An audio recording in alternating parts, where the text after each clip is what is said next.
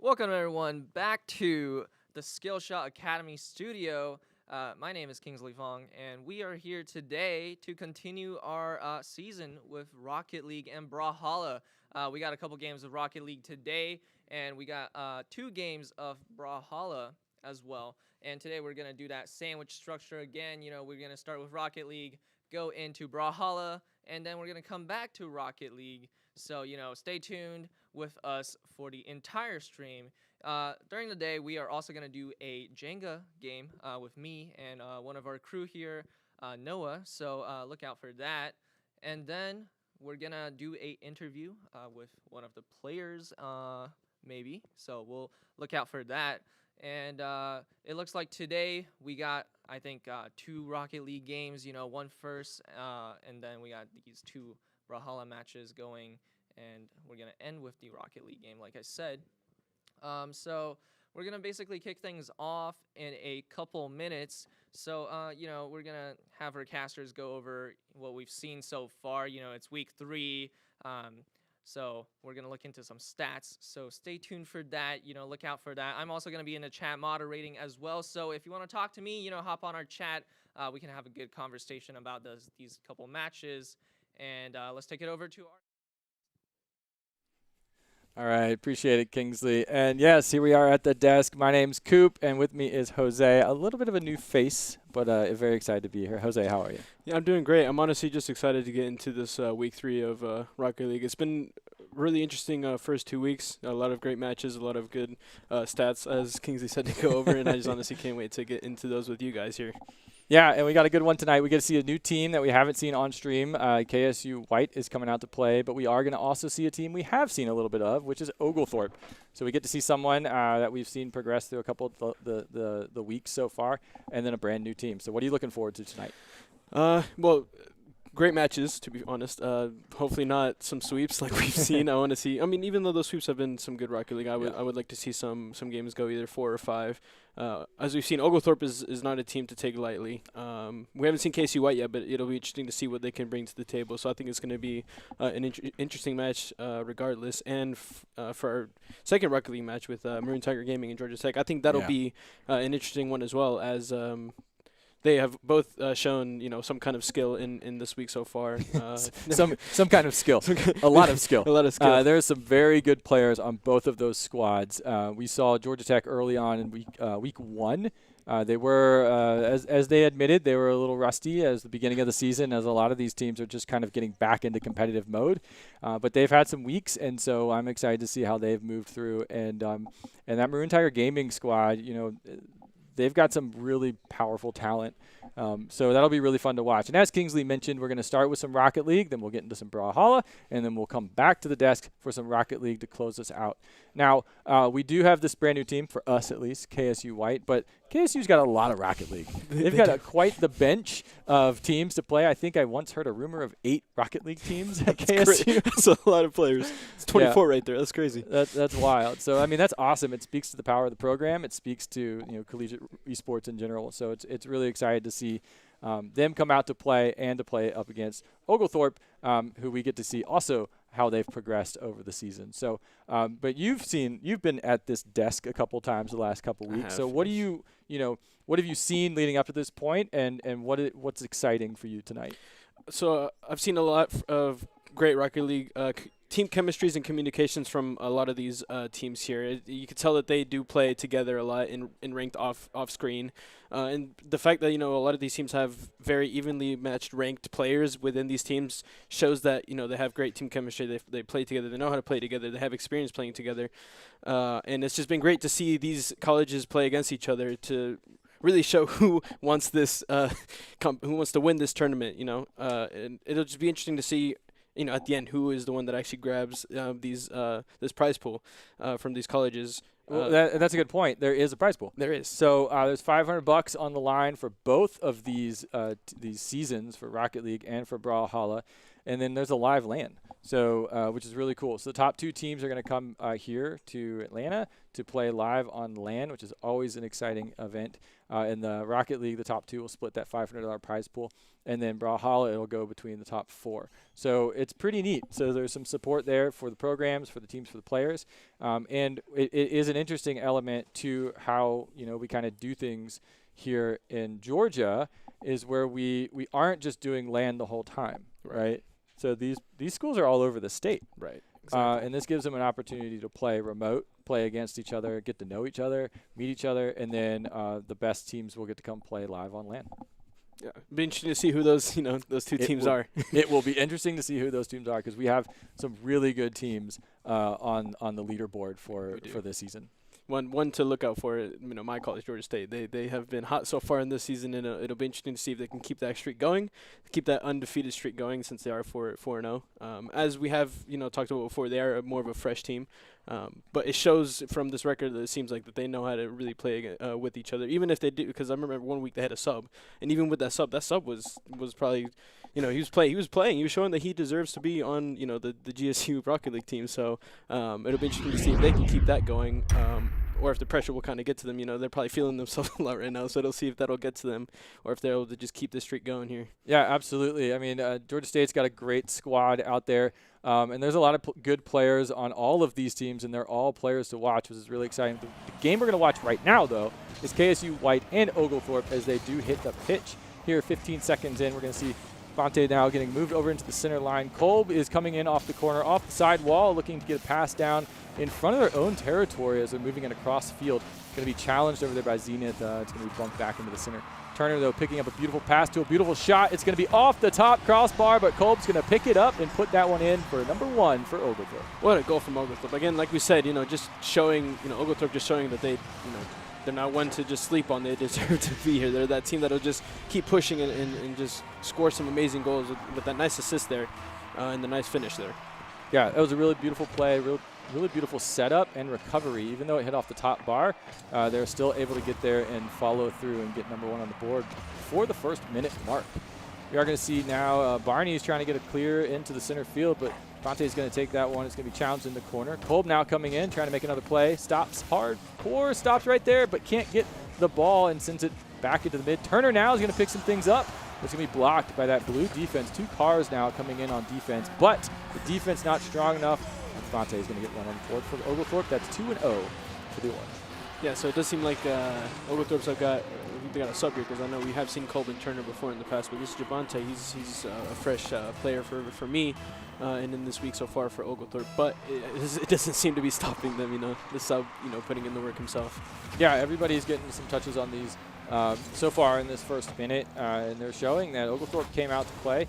This game was originally going to be at 6:30. We had to move it up a little bit, so maybe that's, they're kind of reconvening. They're sitting down at their chairs. They're getting set up. Nice shot on goal there, though, but it is blocked by Oglethorpe.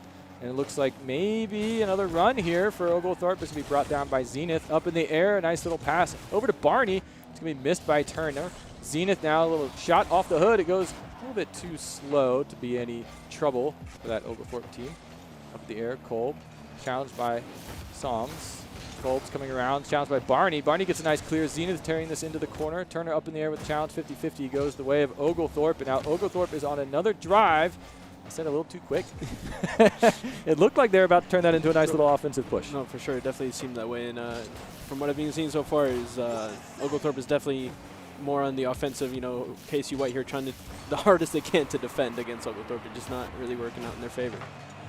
Yeah, not in the first minute, but I will say the second minute of this game has been quite a shift. KSU White, they went down by 2 goals early, but it looks like they're kind of getting a sense of the field. They're getting their presence a little bit more, and they're holding this Oglethorpe team down, which is something to say because we've seen Oglethorpe put on some great games so far this season. Now Kolb on the drive, a little bit too far, stops, gets up in the air, gets challenged by Soms. Soms gets the challenge and sends this wide into the corner.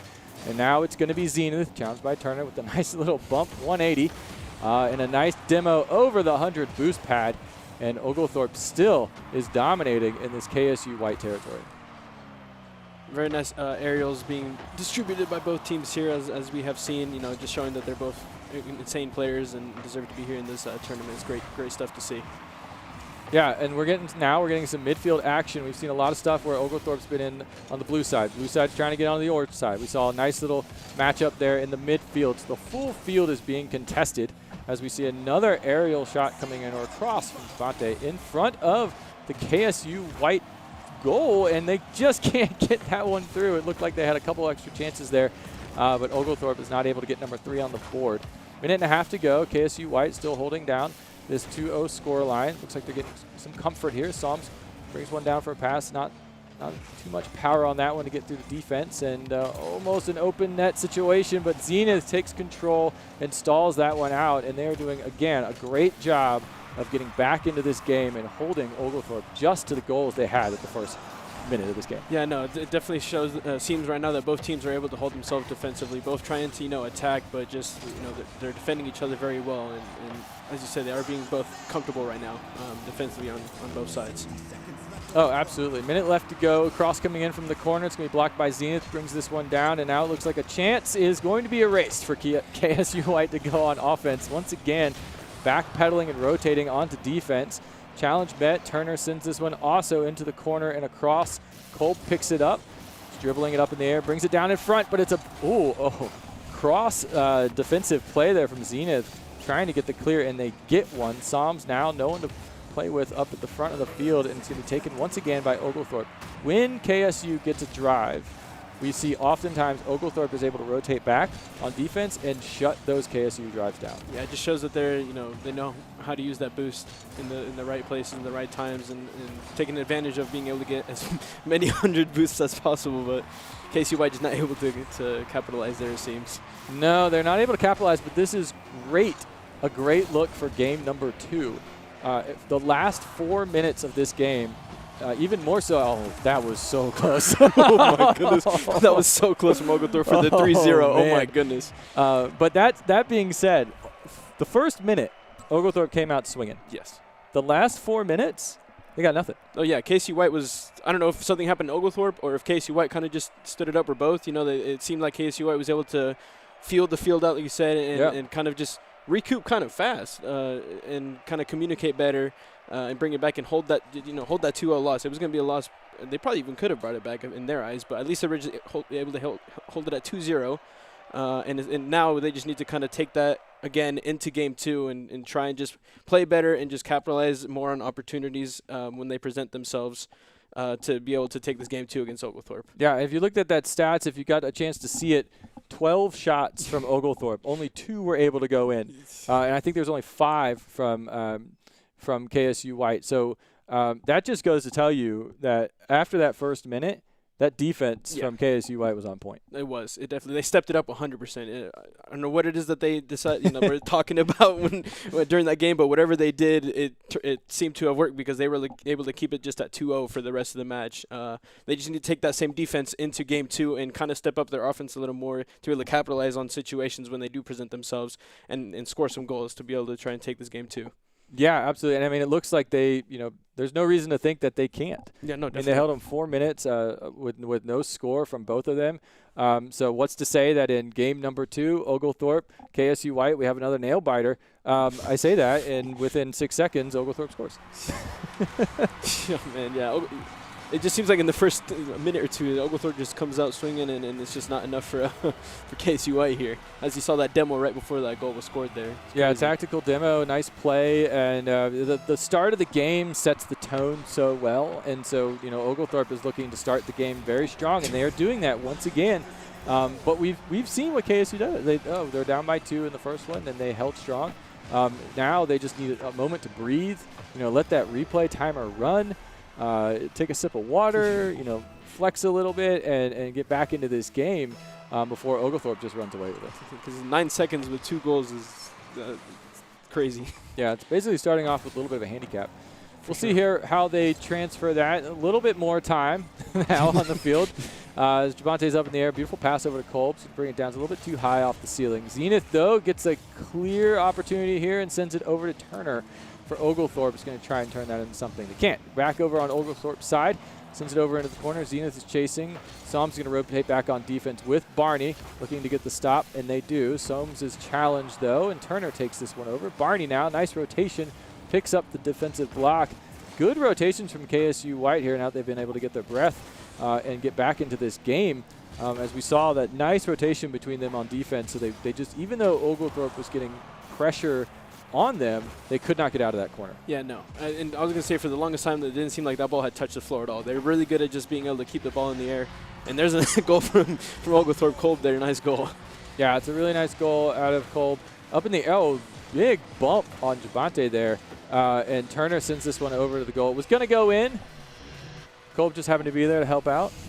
That's okay. A point's a point. Exactly. A point's a point. You'll take it. Yeah, you'll take it. Kickoff goes Oglethorpe. Turner picks it up, but then Soames is going to take this one into Oglethorpe territory. But they're not able to turn that over into anything. Barney with another clear. We've seen a lot of really good clear attempts out of KSU White. They just don't seem to have quite the power to get these things completely out of the way. Oh, almost had a beautiful save, but Kolb's going to get the goal anyway. Was that 2 or 3 from Kolb now? He's really showing out right now for Oglethorpe. Just shows like how tactical and precise and smart he is when it comes to playing in this match of Rocket League right now. Yeah, playing the tactician role. And we're seeing Oglethorpe is also playing the field quite well, seeing the nice spacing as they are running around on the field. And when they are on offense, they're doing those rotations that basically make sure that they've got a player at the top of that key area to pick up these rebounds and to pick up these passes. So you see Kolb coming in off the wall, incredible amount of speed in that Finnick, but they cannot get through the double defense of Barney and Zenith. So even though they tried, they couldn't get it through. Looks like Solms almost has a shot here. It's a little bit too wide. It's now floating in front of the goal, and there's no one there from KSU White to take this one home. But that was one of their best chances so far in this game. Yeah, for sure, because they just, Oglethorpe didn't have anyone back, and the ball was just going pretty fast towards the direction of Oglethorpe. But, KSU White just not able to capitalize and giving enough time for the Oglethorpe players to get back and kind of defend that. Yeah, almost at the 2.5-minute mark, and Oglethorpe hasn't scored in the last minute and a half, so that defense that we've been talking about from KSU is kind of showing through. And look, it turns over into a goal. So KSU White finally gets one on the board in this series, and that's got to feel pretty good. No, for sure. And nice little tap off the crossbar there for, Zenith to just tap that right in. Turner looking like he was trying to get there, just didn't time it right, bouncing down, and Zenith was able to capitalize and score there. Yeah, a sort of double touch, kind of waited. They were a little bit too high on the crossbar. They just kind of stalled out right there. And Oglethorpe wasn't able to get the clear, not enough power, not enough boost distance, whatever have you. But either way, KSU gets on the board with one. It's got to feel pretty good. Get some gas in the tank as we hit the 2.5-minute mark. Kolb up in the air, sends this one into the corner. Back to themselves. Double touch with Solms is going to pick this one up. Nice little pass to Zenith on the ground.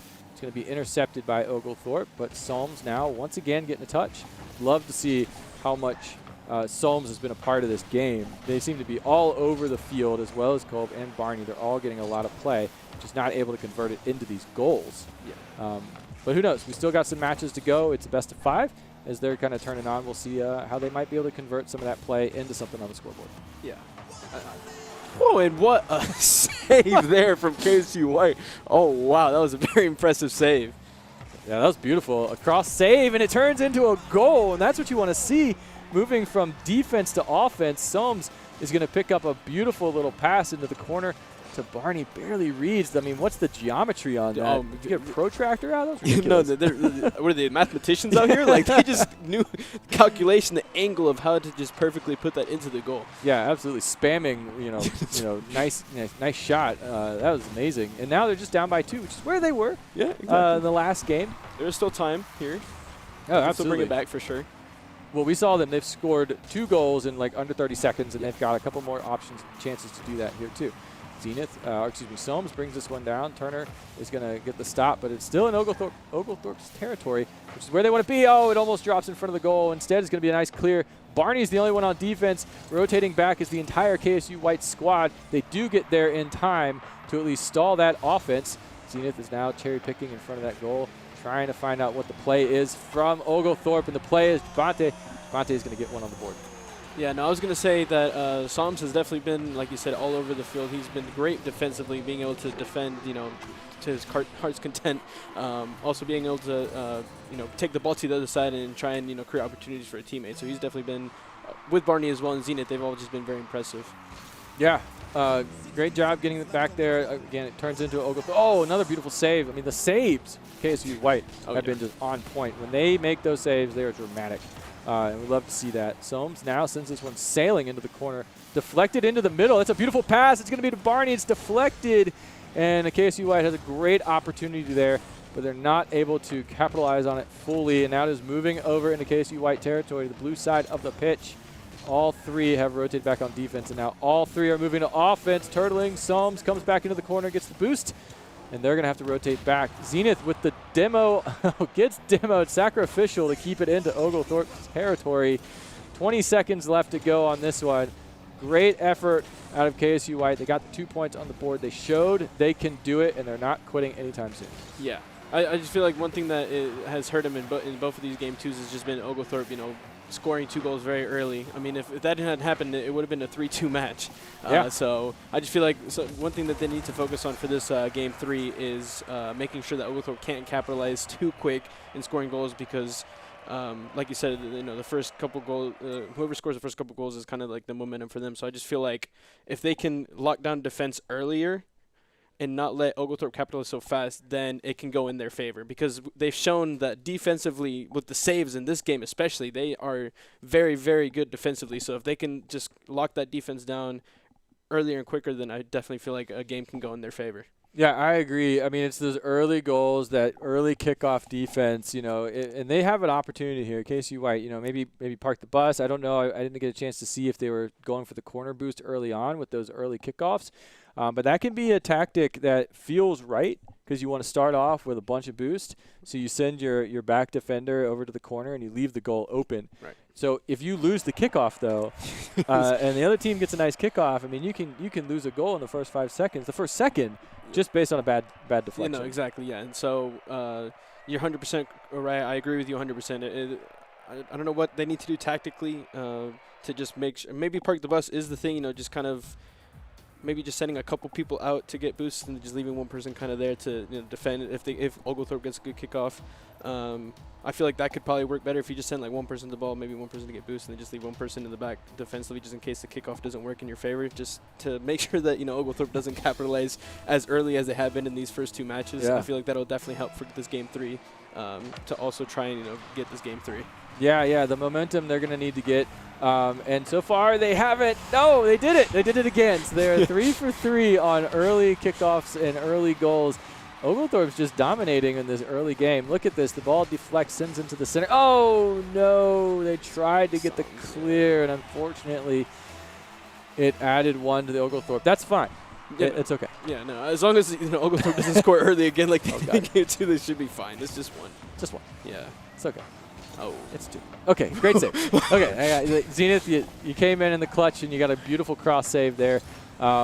That's fine. KSU White, they showed they can park the bus when they need to, and they're going to shut a little bit down. Just if they can keep – man, stalled me out. Oh, there they go. Okay, Turner gets 1 on board. I was going to say if they can keep Oglethorpe under 2 in the first minute, that can help them out. Yeah. It's just they're a little it's hard to get a feel for how KSU is playing the field early on. Yeah. And Oglethorpe is taking advantage of that. Yeah, no, that's definitely, I think, the case in this is that early on they almost feel like they don't know what to do at the start, and then once the game gets in, that's when they kind of just turn that on and they're like, okay, so this is how we're going to play. And it's just letting Oglethorpe capitalize on that. Yeah, absolutely. They're catching him out of position. They don't have the whether they don't have the momentum or the speed that they do develop as they get on the pitch. We've seen where KSU gets a little bit of time to warm up. They are able to get into those positions. They're able to rotate into the spots they need to be. But it's these early moments of the game that they're a little bunched up.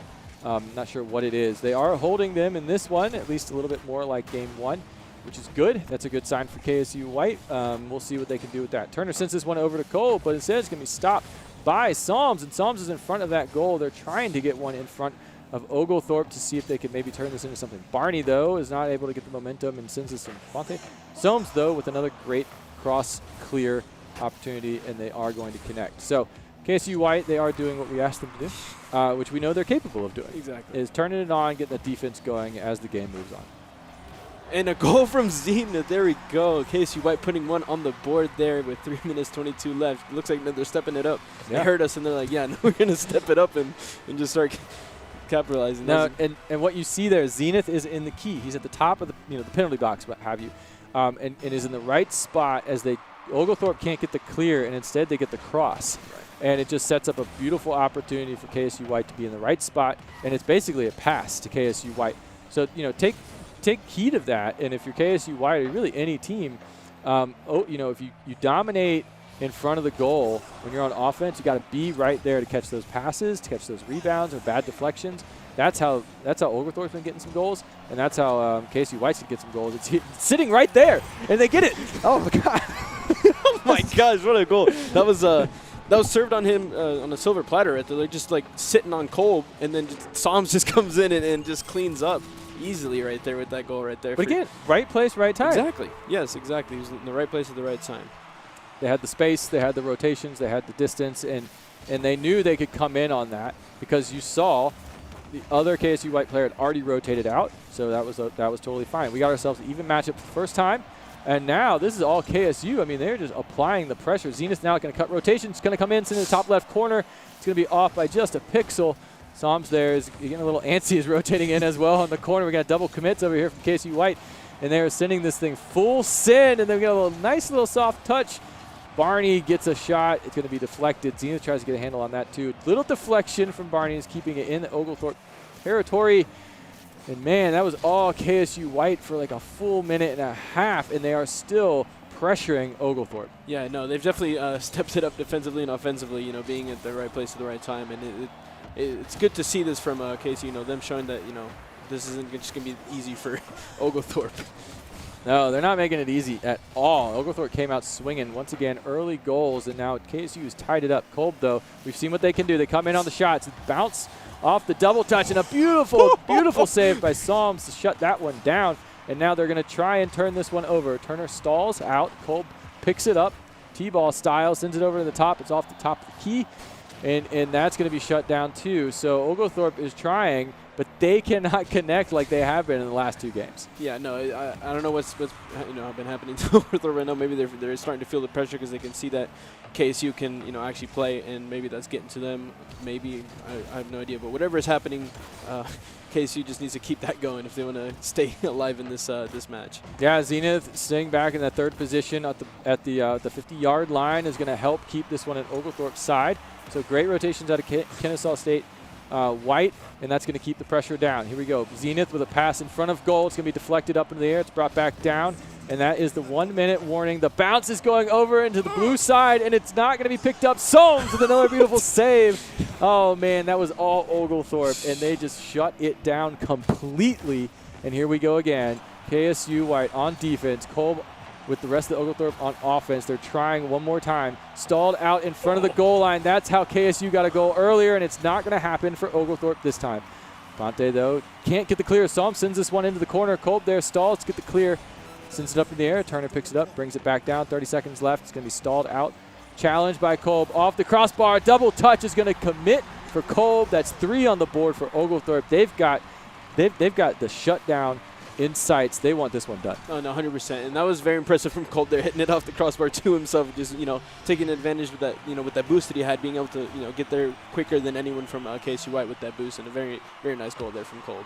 Yeah, dramatic third game here of this best of 5. KSU White only has 20 seconds to tie this one up, try and bring us into overtime. We've seen them do it. They're on the drive here. Zenith and Soames on the pressure. Barney's going to have to rotate back. 10 seconds left to go. Looks like they get the demo on Zenith. That's going to open things up for Oglethorpe, sending it into the corner. Tries to get the deflection, the redirect. It's going to go off the side wall. That's the timer. It's all air ball now. Zenith keeping this thing up, but that is going to hit the ground for Oglethorpe 3-0. Wow, a sweep.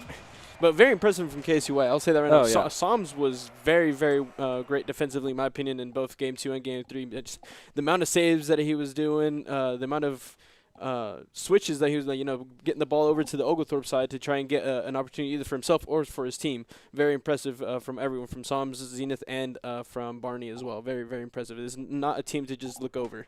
Oh, no, not at all. And when they turned on, they turned it on. Oh, really yes. What held them back that entire game was those early kickoff the kickoff goals from Oglethorpe. Yeah, no, for sure. But again, Oglethorpe just showing that they do definitely belong here, because showing that they can be up there with those teams, and very impressive gameplay here from Kolb, Turner, and from Javante. Yep. It was a very, very great game, even though it was a sweep. It was just some great Rocket League games, honestly. It was some great 3 games for sure, and I loved what I saw. It was. Yeah, sometimes when you see that 3-0, 5-0, whatever you see it, you get a sense, but we've seen some sweeps, and it's not really fair to call them sweeps, because that was a really high-pressure, highly dramatic game. Especially that Game 3. Game 3 was awesome. I mean, there was tons of opportunities. KSU coming in, really applying the pressure, which is going to be great to watch them as the season goes on.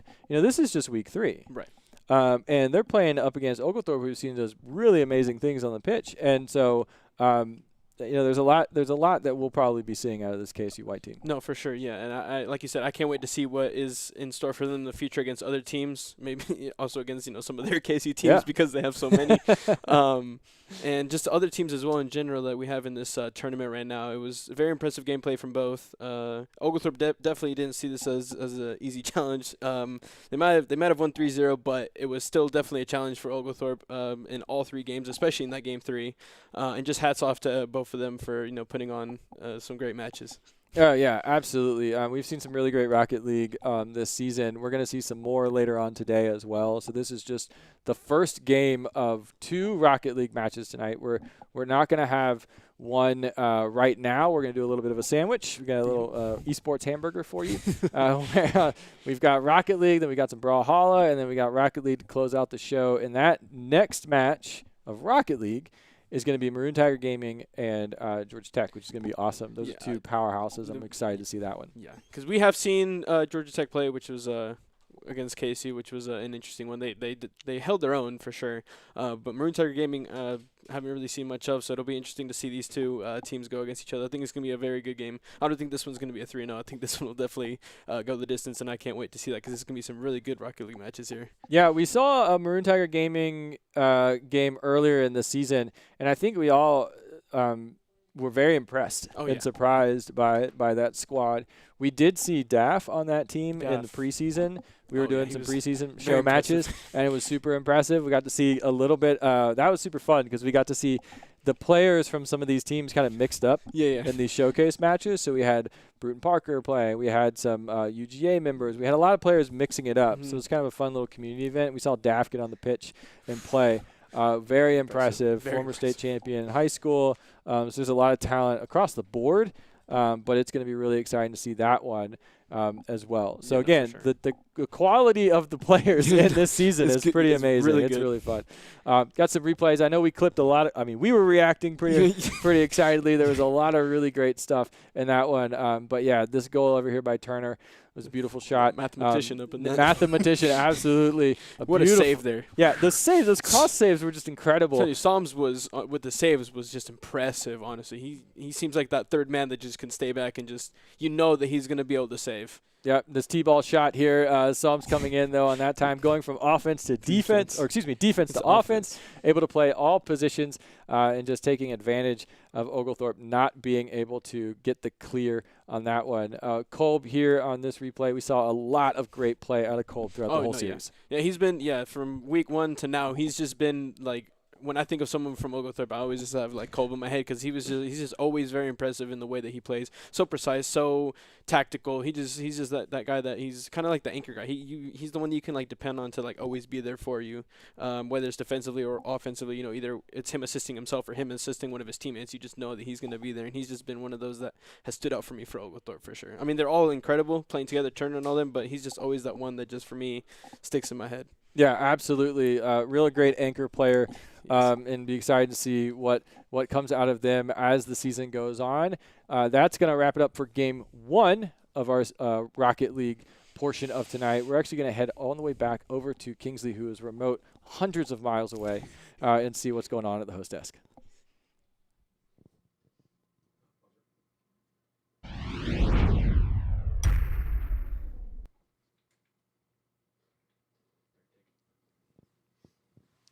Alrighty, welcome back to Hundreds of Miles Away. We are going to play some Jenga, as I said before. This is Noah. What's up? What's up? Yeah, we're here at Skillshot Academy as part of the GFA program. And, it's been quite a good experience. I would say, setting everything up here. So we've been learning a lot. So if you guys are interested, please go check out GFA. Check out the esports program. Go to Skillshot. All that cool stuff you guys can do here as well. So let's get into this Jenga game. If you guys can look at this, giant Jenga tower that I just built. Hopefully, we can not, mess this table up. I don't know if this is glass or not. I think it's plastic, but, let's get this game going, right? Yeah? All right, you can start first. Yeah. All right, I'll get it started. Let's see, what do I want to go for there? It's really, I want to start with a light, a smooth, easy to take out piece. There it is. Hey. Okay, yeah, that's a good piece, man. That's Now I'm just gonna have to go find one that's oh no, I don't want this to fall that quickly. So I'm gonna take the opposite piece. So it's easy for me. And now you gotta make the other decision now. Well, there's one strategy that's always good for these first few rounds. It's always one of these bottom pieces that you just have to kind of drag out. Carefully. Yeah, okay, so this is now gonna get dangerous. You know, I kind of want to pull that last piece, but I don't want this to fall anytime soon, so I'm gonna go look around for something else, you know. Gotta find those. Yeah, gonna find soft ones like Those this one loose right here. ones. Yes, yes. All right, and it's your turn again. No. Maybe? No, no.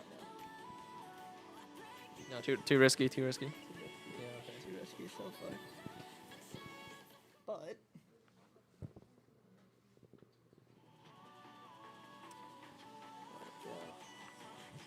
beautiful. Alrighty, so I'm gonna go and pull the opposite side of this.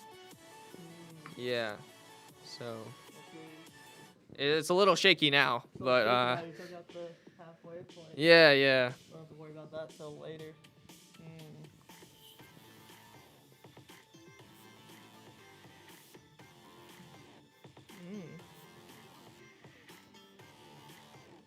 What a predicament. What a predicament. Cause you see, Jenga's like life. You can just be pulling pieces out of it, one by one, doing the best you can, and then, if you're lucky. Yeah, and if you're not lucky, it just all falls apart, right? Yeah. Well, if you're lucky, you can just find some loopholes like that. Yeah, that's nice. That's nice. You're making it hard for me. Yeah, it's really wobbly right now. So let's. Oh, I found a piece. Yeah. All right.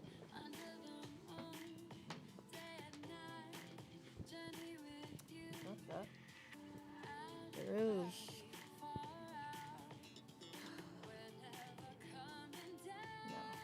No. Yeah. Don't take that last piece, man. So many choices here. But. Yeah, yeah. Oh man. Oh, that's real dangerous. Yeah, so we left these two open, so I'm gonna try and grab these two. Oh, that's actually real difficult. Oh, I can grab this one. Yeah. Yeah, all right.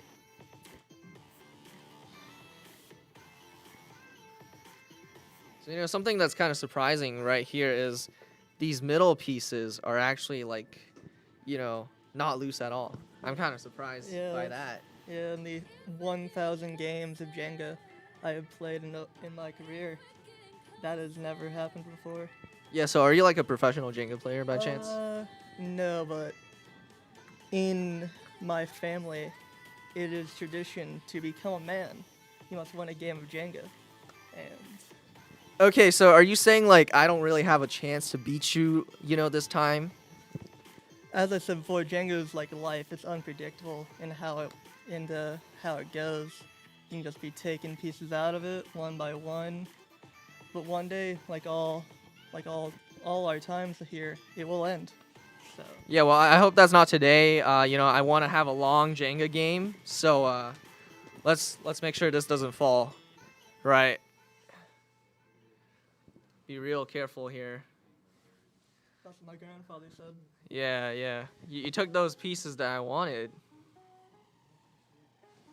Sometimes it's not about the pieces you want, it's about the pieces you have. Oh, I got the one So it's like in the that, middle. like Yeah. that. As you can see, kind of going through like a midlife crisis or a mid-tower crisis here. But we still have. No, that's too easy. You don't want to make easy choices in life. You know, that might not be the most rewarding, right? Never is.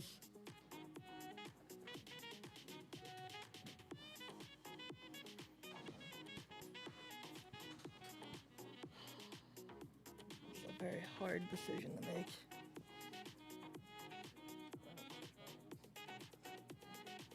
Do we have a Twitch mode?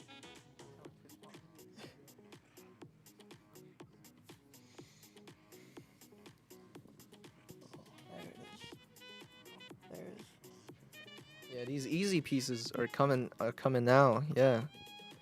We weren't getting these loose middle pieces, but we're getting some now.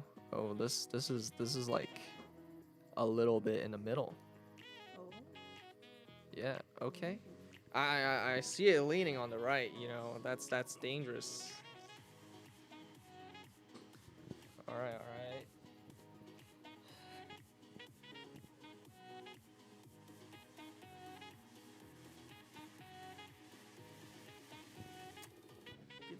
Yeah, yeah. Okay, so yeah, I don't know what to get from here now, you know. I'm a little lost. Go for some of these pieces. You can, Yeah, shaking a lot, you know, kind of like life.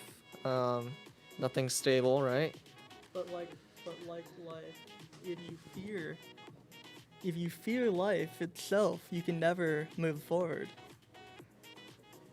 Yeah, you're right. You're right.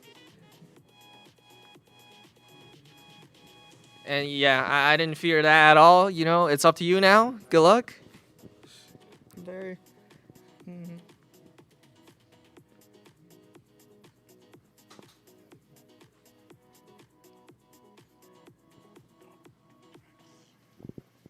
Oh, you got another one of those middle pieces. Okay, nice. Nice, clean. Now you just got to put it on top. Okay. All right, so, I don't know. Let's see down here. Oh, I got one of these too. Oh, actually, it's a little stuck. I guess sometimes it's just. Oh, okay, there we go. Yeah. Not the easiest piece. Oh, okay. Yep. Oh, okay.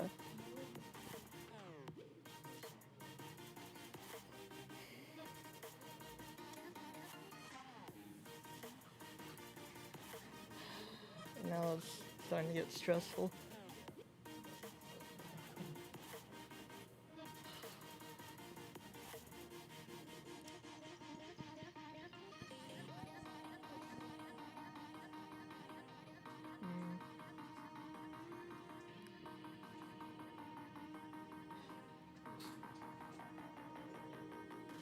I'm honestly having trouble here. I have no idea. Yeah. I mean, sometimes in life, you know, you're just lost. You gotta think outside the box, you know. So maybe you should look elsewhere, you know. Yeah. Mm,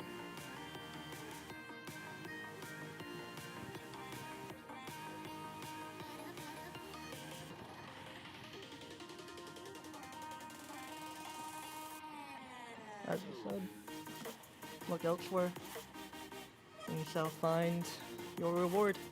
Yeah, there you go. Yeah, man. So now it's my turn to be looking elsewhere. Man. I honestly didn't expect this to go so long, but here we go. You know, whoa, what's up? Hold on a second. Yeah, what's up? Before this falls and crashes on this possible glass table, I just wanted to step in real quick, and while we wait for Brawlhalla to load up, while we're next to this tower before it crashes down, just to kind of maybe an impromptu little interview with y'all, leading up to what we've done today and what you've done today, because that's gonna be really loud. So just gonna squeeze in real quick and just ask a couple questions. Sound good? Yep. Cool. All right. So I'm Coop. I actually teach this class. It's pretty awesome. I've been staying kind of outside of things for a while y'all take over, but I do want to hear from y'all how things have been going. We'll start with Noah. So what have you been doing today before showcasing your skills in Jenga? Well, today I've mainly just been shadowing replay for the time being. They're cheering me on or whatever. And it's been fun. It's a good experience to learn. Replay, not something you often think about when looking at a whole production or online. And I'm looking forward to doing it, hopefully here soon or maybe 2 weeks' time. Cool. Yeah, I mean, and Noah brings up an interesting point. There's a bunch of different people on different roles around the production room. Typically, you might have a production with maybe 6 people on it, 7 people. We have 15 or 16 people. So there's shadowing going on, there's all sorts of things. Now, Kingsley, we have seen you in the host role in front of the camera, but what are some of the other things that you've done some of the other weeks? So the first couple weeks I was like stage manager, since I had a pretty good basic knowledge for everything since I was here during the last semester. But then I jumped into, audio operator. That was new. That's something I had to learn, which was cool. I learned a lot about, what the operator is, responsible for, something I didn't really think about before. And then I produced last week, which was pretty good fun. It was a lot more less stressful than I had practiced like the semester before for some reason.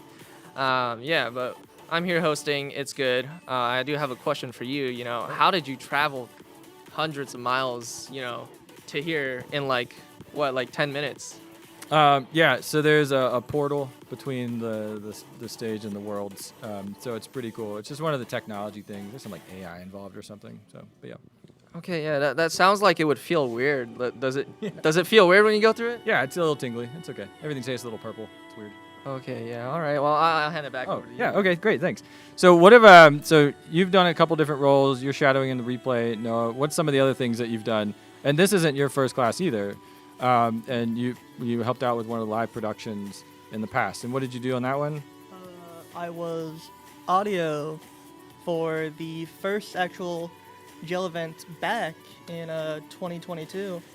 That was the Summer Expo between Bruton Parker, Georgia Tech, and UGA. Yeah, that's so that's an interesting point that you bring up, that we've been kind of doing this for a while, this collegiate element, and it did start with kind of a test project, right, where we brought in 3 colleges to do a little bit of a round robin, where we had the Georgia Tech UGA rivalry. We had Bruton Parker, which was a new to us esports program. They really came and showed up.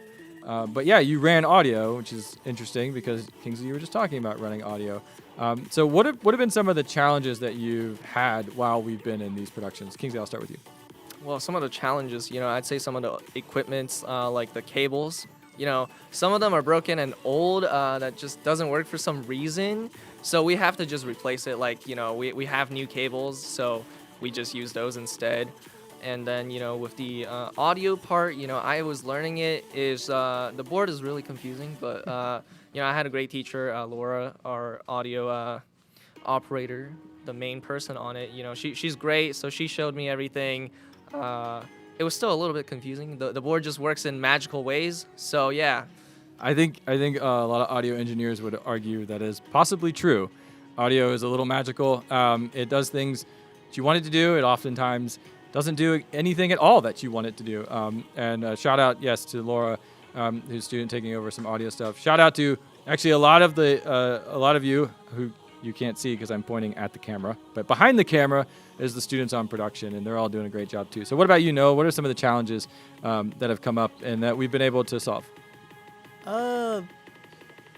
Communication. It's like as we get to know each other, it becomes a lot easier. Because for some of us, and maybe a lot of us, this is the first time we might meet each other in like this kind of environment. So just kind of getting to learn the ropes, maybe some of the lingo that comes with it, with this production.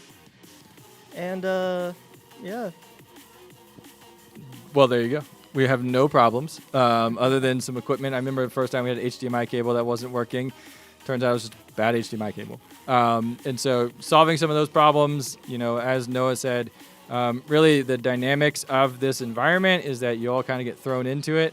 And over the course of this season and the semester, we're figuring it out and going live, which is pretty exciting. I'm changing my mind. I am curious to see who will win Jenga.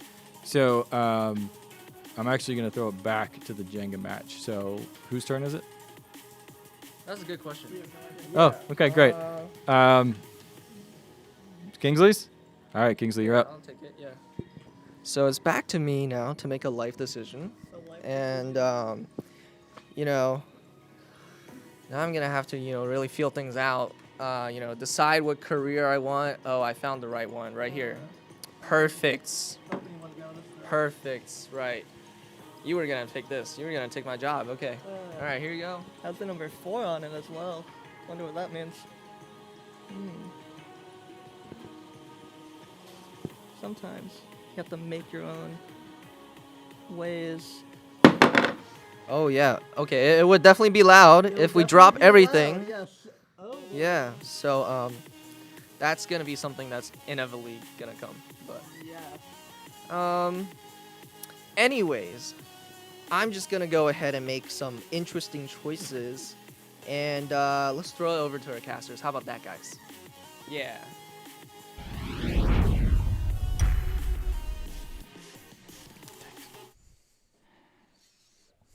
Darn, man. I really wish we got to see the end of that Jenga game.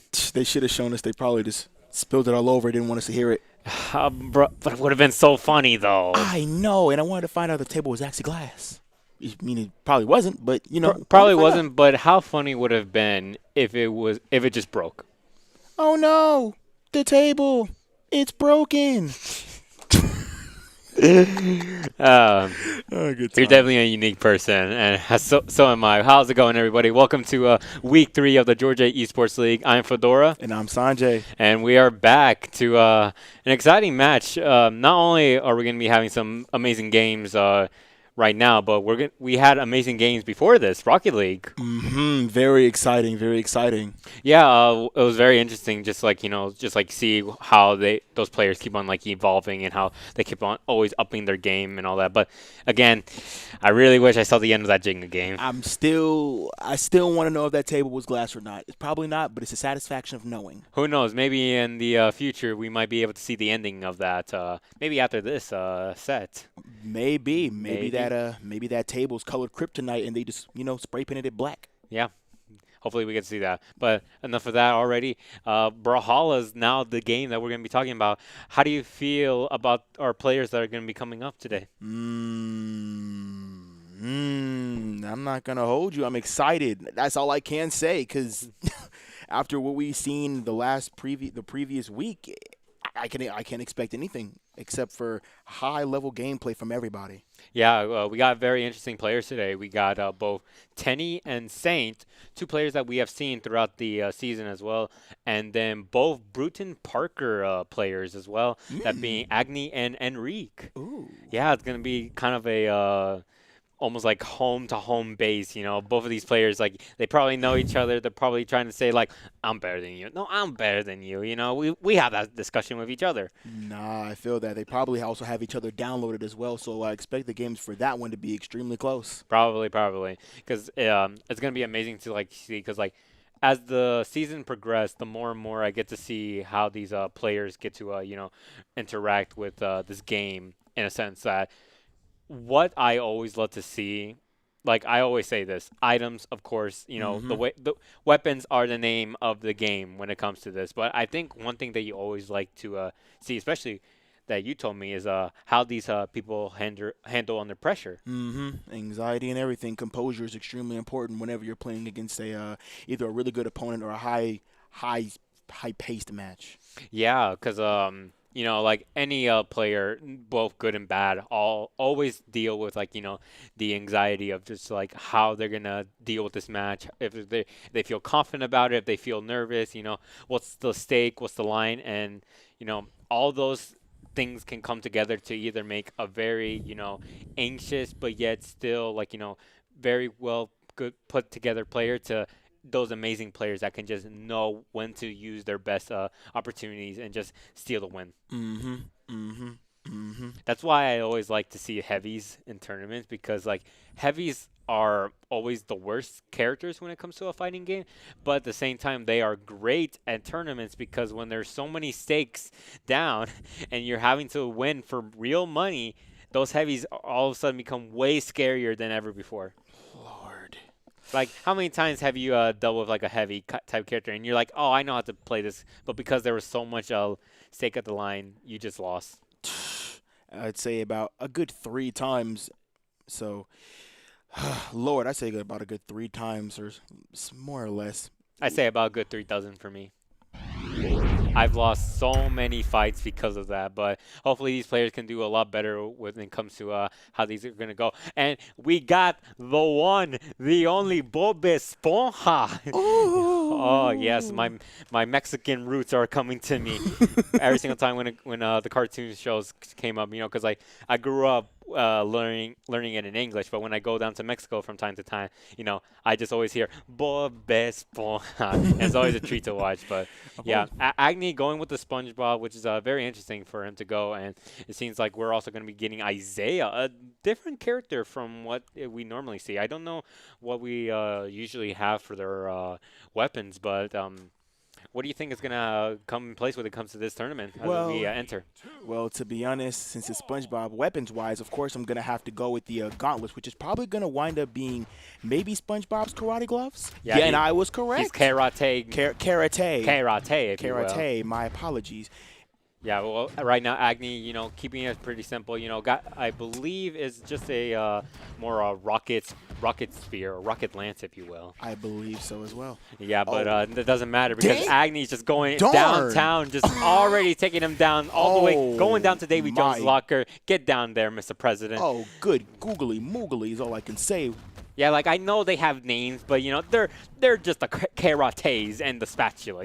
We all know that when it comes to Agni, and it seems like Agni is not stopping anytime soon. As in, Enrique has to use the blasters now at this moment. I feel like now is a time where they start, keeping it at a lot more steady pace. Very much, and as you can see here, we have Enrique putting in work with the blasters while we have Angie trying to get good googly moogly. 1-2, it's all he needs to do. Oh, and all good right, googly moogly, Batman. 1, 2, 3, take him down with the trees. Goodness, we have this man.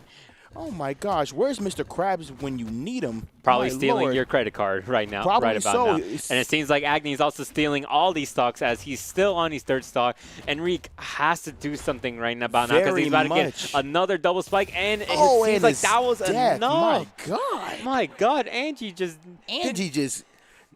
sold this Agni, man's yeah, soul. yeah. Agni just sold this man's soul for 65 cents. my man was like, I'm ready to beat you now. Oh, good Lord. It was great. Amazing performance already from Agni, because that was not something I was expecting. And it seems like we're going to calm down a little bit as he realized it was too much for us. When I see the sponge, I go a little insane. I understand that, but there's a calm down when it comes to this game. That surprises me. This game has been high-paced that I've seen so far because that match was just fast. Yeah, I couldn't even think. I was just thinking so many SpongeBob memes, honestly. It was too hard to manage. But as we see here, we are having the same character. Enrique is going to stay Isaiah, while Agni goes with Zol, I believe, more of a axe wielder, if you will, Again, when it comes to tournaments, the heavies are always a bit scary when it comes to whether you think they're going to demolish you or you demolish them. Right. It's basically like a 50-50 chance type of thing. But as you can see from Zol, you has extreme high attack, yet not as much defense, which is expected from the usual heavy character. Yeah, heavy usually not that very well versed when it comes to their mobility. They're pretty slow, and the moves take a long time. But again, they only need about 2 to 3 moves just to get the job done. Yep. And it seems like Agni also knows this because about to make a character change, but I feel like they are still just trying to stick to Zol. I feel like they're just gonna commit to this and see if it works. If it doesn't work, then maybe they might switch a character again. Probably go back to the Sponge Man himself. I can only wish. You're a personal fan of the Sponge, I see. I may be. It's understandable. Who isn't? Probably some 40-year-old that didn't grew up on it and thinks that it ruined Nickelodeon. Something like that. Darn. Yeah, it's such a shame, Very much a shame. But it doesn't matter because we got Game 2 coming up. Agni, I wonder if they're going to change their game plan when it comes to what they want to do, or are they just going to keep the same general, aggressive pace that we already saw from them? Very much. Oh, my gosh. And this man's already on orange in about a couple of hits? Yeah, just swing and a hit. No swing and misses. We are always hitting them, never stopping.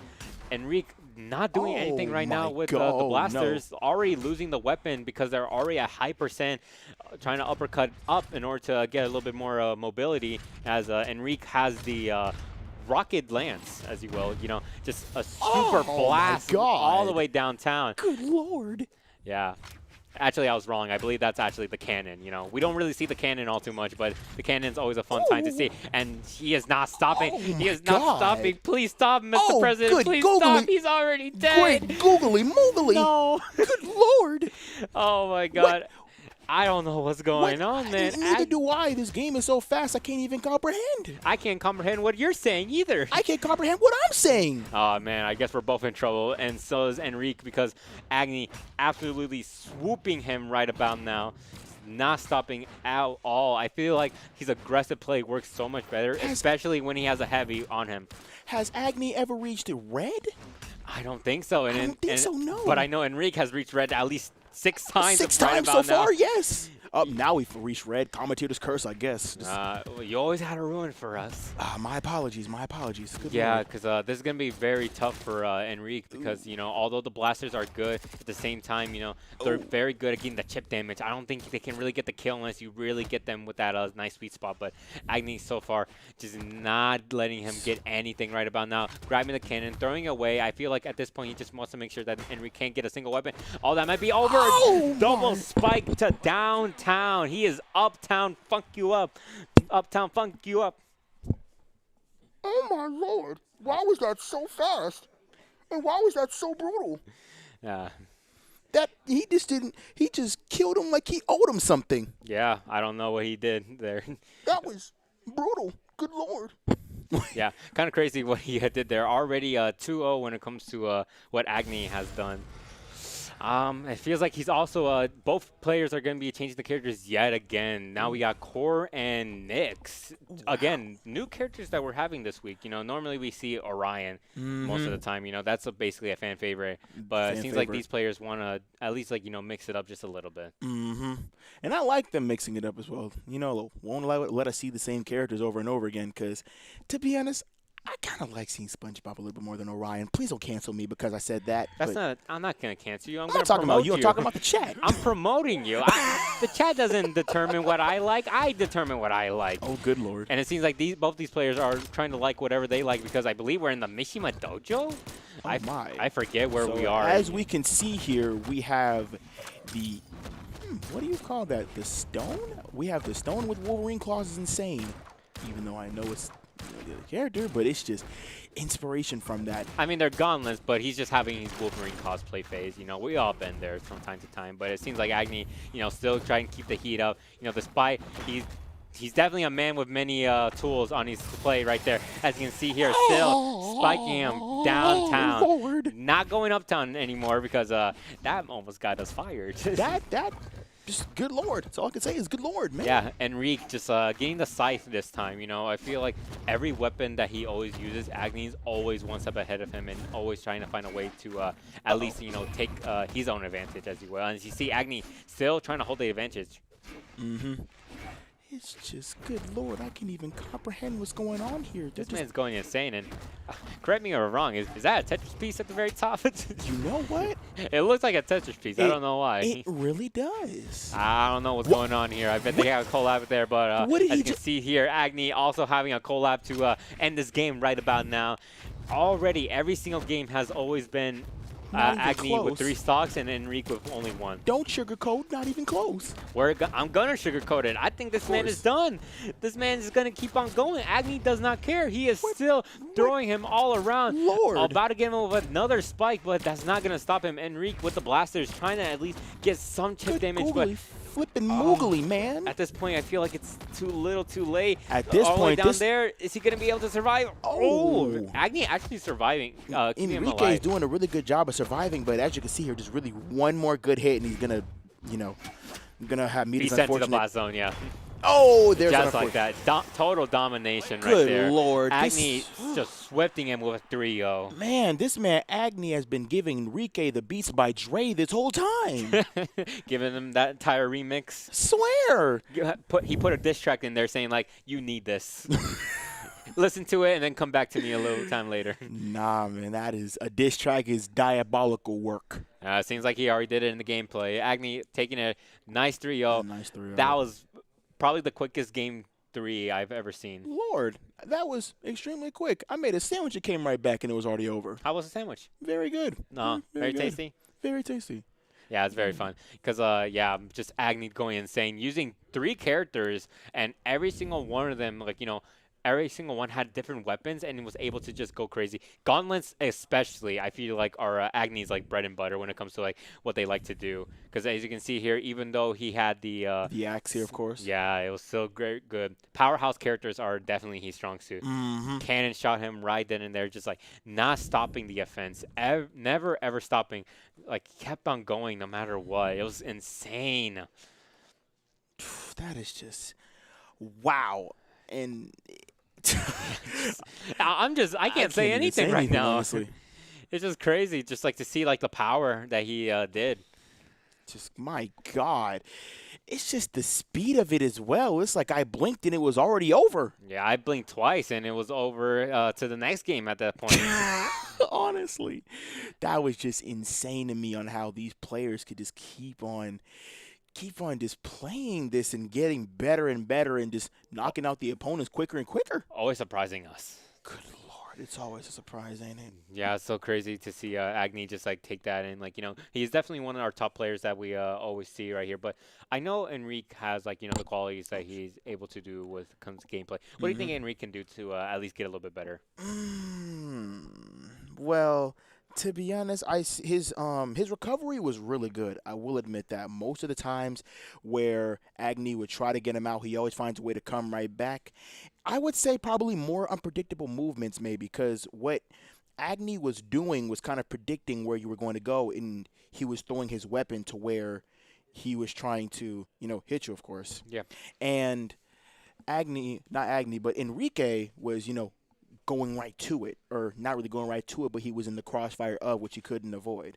So maybe if I was Enrique, of course I'm not, but I would more than likely try to do a much more unpredictable route of where I'm going to go next time. Yeah, because a key factor I've always saw was Enrique always losing all his resources when he had to try to come back, and because of that, Agni just kept on pushing the advantage, and it got to the point where like even though he might not got the kill, he already lost too many things in order to get back that he just had to fall down. Right, and unfortunately that he couldn't recover because of that, which was extremely unfortunate. It's such a shame, really, because like I always like to see both players like try to go head to head, but at that point, what we just saw there was a bloodbath. If I'm totally honest, It wasn't even a bloodbath; it was a slaughterhouse. it was definitely It was even worse. Yeah, It was but definitely worse. yeah, good stuff to Enrique. Hopefully that doesn't mess him up a little bit too much, because like we've all been there when it comes to like just getting absolutely bodied. It hurts. It hurts like not only the soul but also your mental state, because like one thing that you never had to make sure that you deal with is always like taking the game too personally. Because like sure you can lose and you feel bad, but if you lose and you like starting to put you down a little bit, like thinking like, oh, I suck, oh, I'm not that good, oh, I should just quit. Like I feel like that's gonna hurt you a lot more in the long run. You can't see it as I lost and so I suck. It's like I lost, so what can I do in order to make sure I don't do that again? Especially hurts when you lose to players you don't lose to. No, yeah, That will scar you. it hurts you a lot. Like you go 6-0 against them and then they win that one game, and it's just like it's like that shouldn't happen. I know, especially if you're like on a long win streak and then you're fighting this one player like, oh, I beat this guy easy. I got this. Then he proceeds to destroy you, and it's like, what did I do? What am I doing wrong? Yeah, happened to me last week. It happened to me about a couple of hours ago, actually. Oh, really? Maybe. Is that a story you want to tell, or do you want to save it for later? I'll tell the story. It was online on a game as usual. I ran to somebody online where I'm usually like, oh, he's easy. I can beat this guy. That did not happen. I met an untimely demise multiple times. And let's just say he put me in the dirt. I was coughing up worms. It was not pretty. I'm sorry, buddy. I couldn't even say what he did to me because it was so graphic. Do you want me to let go of you? No. Okay. I need a hug. Well, we can do that afterwards. No, I need it.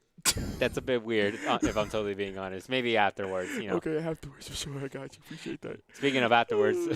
My Speaking tears. Lord. Salty tears. You'll be okay, buddy. While he's crying right there in the corner, we're going to be having our next game being both Saint and Tenny, I believe. Yes. Yeah. My bad. I'll lock you in chat. You're a professional here. I think. Yeah, we're going to be having both Saint and Tenny. We saw Saint as well, and I believe Tenny as well in the future, because from what I remember, I forget if they're the Orion player or the Blaster player. I always like these players. You know, like they're always playing different characters. You know, not there's very few of them that actually like stick to one character, which makes sense because there's 63 characters. You know, you gotta kind of like mix and match with them, and it seems like they're also mixing and matching with them. Going with Lucien again. We got a Blaster orb. and is that what I think I see? Is that your Fable orb? Oh, it's an orb. Tell me a little bit about that orb, because I heard you're a big fan of it. I very much am. See, it might look simple, but it's actually very complex. See, if the saying "looks can be deceiving" was a weapon, it would be the orb. Yeah, because like you think like that's just a ball. Exactly. It's just a simple ball. But it seems like Tenny knows what he always has to do with that ball. And Saint, again, our gunslinging hero coming out, already starting our game one. We're going to be doing a little bit of neutral here. You know, Tenny, you know, keeping it with the orb. I feel like we're going to be seeing some wombo combo nonsense when it comes to this kind of character. I'll be expecting to say some good googly moogly, so I don't know that much. Yes, and it seems like and already good googly immediately. moogly. All right, Yeah, that's one. Put that on the clips channel, because right now Tenny's Now about to have- give us an entire preview of what he's going to Tenny be doing. has the scythe now. This is extremely dangerous. Yeah, both Scythe and Orb, that's a very good duo when it comes And there to goes the scythe. Yeah, Saint, unfortunately, like getting his other weapons when it comes to it, not as strong as what I think his blasters can do, because I feel like he does a lot better when it comes to those weapons than he does with these two. Very much, to be honest. Well, as you can see here, we have Tenny extremely comfortable with the orb, which I love to see, honestly, because, again, the orb is complex. But Orb is looks simple. very weird, but like at the same time, that's when I know that player is very good when it comes to like, you know, moving around and like feeling about with their opponent, and just like that, again, Tenny taking it up 3 stocks to 1. Good Lord, is I've- Tenny trying to pull an Agni right now? My goodness. I don't know. I feel like this guy has Agni on their own chest right about now. 'Cause Oh, my just total destruction right then and there. Got to go back to the salon and get that cream going, because he needs to clear that Agni already. Lord. He just pushed him to the side. Like, he just swung his body this way. Like that. He just swung his body this way the whole time. I don't know what to say, brother. he just it's like you know where those bullies, they just push you aside to get to the front of the line. That's Yeah. exactly what Tenny did to Saint. Yeah, I need to get to the front. I need to get my It's cheap that- dollar pizza. And don't forget my chocolate milk. My True Mood chocolate milk. Oh, At that. I always went for regular milk. Man, I don't know about you, dog. But Nah, that, man. Sometimes that was the best thing about lunch, is grabbing the little carton of milk and just chugging it. It goes glug, glug, glug. Good time. Very good time. And it seems like Tenny's also having a good time right about now, because although Saint's going to keep the same character, you know, keep on going with their tried and true fashion, at this point, I don't know if it's going to be able to work unless Saint does some big changes to their gameplay. Very much. And wait a minute. Was that a cat with a witch hat? We don't talk about that. You know what? You're right. You're absolutely right. And It's a fighting game. What do you expect? at this point, We got Rayman and SpongeBob in this. I think that's the weirdest part. you know what? I wouldn't expect if I didn't see Captain Hook with a toupee. Yeah, I wouldn't so too either. And it seems like Tenny both getting those grabs on him in Lord! the air and just immediately Tenny, taking let him down to the side. breathe. Yeah, like Tenny caught both of those reads from Saints and managing to kill them very early on. You know, not even needing the red bar, just a simple orange and already taking it. Tenny doing very well with both the orb and the scythe. Still not managing to feel like, you know, they're going to be going down and all, but it's going to be insane. It really is insane, and it's just, wow.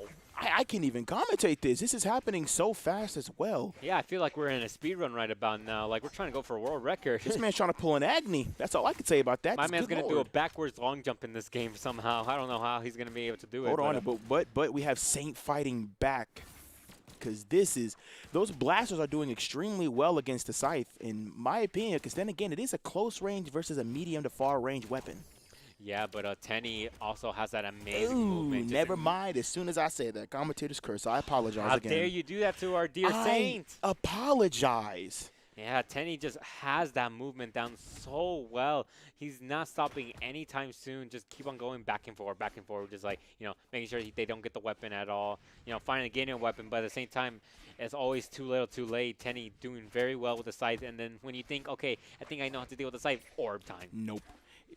It's just you think one thing and then you have another. Yeah.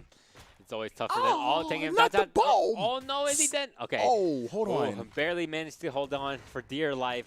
I don't know how I long don't they're going to be know. able to. He's gonna. go. Oh. Oh, obliteration. I think I'm going to need more words for how these people are getting destroyed. I don't know if I can even describe that. Total annihilation? Atomically dismantled. I mean, I don't know what to call this. I don't know either, man. It's going kind of wild for what we're doing. I was expecting something calm, something a lot more tame. You know, like we're just playing games. No, apparently everyone's going like, yeah, let's just go 3-0s. Sir, what is calm about this game? I thought it was gonna be calm. There's nothing calm in Brawlhalla. You just saw SpongeBob beat butt a couple match ago. But that said in my contract, it was gonna be a calm game. Apparently not anymore. Read the fine print next time. I guess I will. Just shut up. I don't read fine print. I just sign my name and that's about it. You know. That's how you get scammed. That's how I always get scammed. You get scammed. I should definitely read a lot better. That's why I do this, where I don't have to read. I just watch. I watch and listen, baby. And it seems like both these players are going to be playing instead compared to us. Because right now, Tenny up 2-0 right now. Saint still keeping with the same character. I don't know if it's still going to work at this point because Tenny just has the download ready. Now, my question is, do you think Saint is going to make a comeback, or do you think Tenny's going to just pull another Acne? Just to make it where I want it to be different, I will go Tenny is going to win. You know, Different? Make it not different, you know. I feel like nothing's going to change. Tenny's absolutely going to win, as you can see here. You know what? I got to go with the underdog. I feel like Saint is going to find a way to make a comeback, and please don't. Never mind. I was going to say, imagine they just immediately die right there. But still keeping alive. Saint, despite being at the deep red, still managing to hold on to their first stock. But it seems like right there. Oh, Lord. Nice Good light attack googly into a moogly. nice strong attack. Immediately, Tenny taking that first stock, you know. And this is where the snowball starts rolling. Tenny just is going crazy right about now. Still holding the pressure on. Oh, my God. Still keep on Lord. going. Nothing's going to stop this girl. Good Lord. What? Okay. Yeah, what kind of Sorcerer Apprentice is this? What indie Harry Potter am I watching? I don't know. It seems like we're going to go crazy with these magic tricks. My Lord. Speaking of magic, just look at the background for a second. Is that the what does that remind you of? It looks like it's a dragon eating its own tail, to be honest. You know? I don't know. I feel like it just wrapped around itself like a donut and it's just eating its tail because it got hungry a little bit. Hungry a little bit while eating yourself while hungry a little bit is some diabolical work. Yeah, and it seems like Speaking of yeah, diabolical, it seems like that Tenny's kick was also down being there. very hungry for that kill. Good Lord. Not stopping anytime soon. You know, I did not expect this to happen at all because right now nothing is gonna be stopping this player from sweeping total domination right about now. Nothing, and he can't even get past the stock. Yeah, like Good Lord. I want to say like there's still a chance, like maybe Saint has a chance, but no, it seems Oh. like they're still going Oh. and they're still going. Ah, that was both hard to watch, but also kind of beautiful at the same time. You okay, bud? No. It doesn't look like you're okay. What do you think? I think that we have a few good players here in our I'm season. scared. I'm really scared. Yeah, let's be glad that we're on this side of the room I and am. not over there. I really am, because if I had to fight one of those demons, it'd be quicker. Yeah, it'd probably be like 30 seconds. Yeah, I'd win against both of them. But, we're not going to allow that or anything. 'Cause- Definitely not. Definitely not. Yeah, as you can see here, Tenny just doing incredible work when it comes to their character. You know, like always knowing what time they have to use both the orb and the scythe. Always getting very simple kills, because like at the same time, even though they did some crazy chicanery, at the same, but like this was crazy right here, just like going all the way from downtown and managing to get that kill. But at the same time, I always saw Tenny gain like a simple light hit into a good strong hit in the air. Right. Like, yeah, just like light and then bam, attack, doom. Light, bam, attack. Like it was so good for them. Just like also the double grab right there, so great as well. Like I feel like just Tenny had every single opportunity down in their hands. I know, and it just looked like Saint was even trying to find a way, trying to find a way to even get a stock down. And at least a couple games he got him to red, but he failed to take a stock. And with the way Tenny was playing, I understand. Yeah. With the way both players were playing, I understand. I want to see both Tenny and I need to see Tenny and Agni go at it. I Yeah, need to see who's the better one. I need to see that grudge match. I definitely. need to see that, honestly. It'll be amazing because both those players definitely showed total destruction when it comes, total domination when it comes to how they were playing. Like this entire time, you see the orb was all in focus right here. Like at that point, he just did not stop anytime soon. Yeah, it was very insane. But it seems like while we did have a good time when it came to both Tenny and Agni, we are gonna be going on to a new game with both Crossfire and Jackson. You know? Yeah, we got kind of a sudden a new challenger is approaching. Just new players all of a sudden. Oh my God, Jesus Christ! Good Can Lord. Wait, the game's already started? Let me breathe, baby. Let me breathe. Yeah, we ain't stopping anytime I didn't soon. even realize. Good Yeah, Lord. we are going full town. Okay, as you can see here, we have Orion versus, oh my, Yeah, we gotta try the next opponent. Oh, well, we have the Rocket Lance versus the Gauntlets. Good Lord. Yeah. You know what I believe that's Jackson's character, I believe. He reminds me of Pops from Regular Show with the top hat and everything. Possibly the Monopoly Man. Yeah, I guess you got a bigger imagination than me, but it seems like that's not gonna stop anytime soon. As you can see here, okay, no blast that's coming evil. out this time, but yeah, so far this Orion's doing massive work for what they need to do because that Rocket Lance in specific, that's my favorite weapon in the game because the Rocket Lance, one of my favorite things about it is that like it's well versed in so many things. Just right there, it can do everything for It was you. over that fast? Yeah, Crossfire knows what it's done, how to do it. It was over that fast? I didn't even realize they were playing. It At this happened so point, I'm fast. ready. I read the contract this time. I know we're going to Crazy Games this. The only thing I didn't read was the fine print. It didn't say the games were going to happen without me even knowing it. What did I tell you, man? And I tell you to read the fine print. I didn't even do that myself. And I did. And look where I am now. A better man, if I can say so myself. You'll get there someday, buddy. You'll get there someday. I will one of these days. And it seems like Crossfire is already trying to get another 3-0 like he's fellow brothers. Because, you know, Nah, hey, if we're not going to stop with 2 3-0s, might as well do another 3-0. you might as Gonna well keep just be this- a literal 3-0. Yeah, 3-3-0. 3-0. 3-3-0. Might as well, right? Yeah. I mean, shoot. But yeah, Crossfire doing very well with their Orion. You know, like they have both the lance and then their both the spear and their rocket lance. And see, they're about to kill them at the very top, but thankfully they didn't happen. Then we have the Peanut Man with the gauntlet. Oh Lord. Yeah. You know what? Oh my God. Yeah, that's not stopping it. Lord. I was gonna say Jackson does very well when it comes to the gauntlets. I've seen him do very well with that, but it seems like Crossfire just really knows what he needs to do in order to make sure that both his spear and lance can do the heavy damage. But right now, seems like Jackson using both the spear at about this moment. You know, both of these players are now using the spear. You know, if you can't beat them, join them. Gotta use the same weapon. Am I right? Yeah, and it seems like Crossfire Lord. understands this. Already taking it down.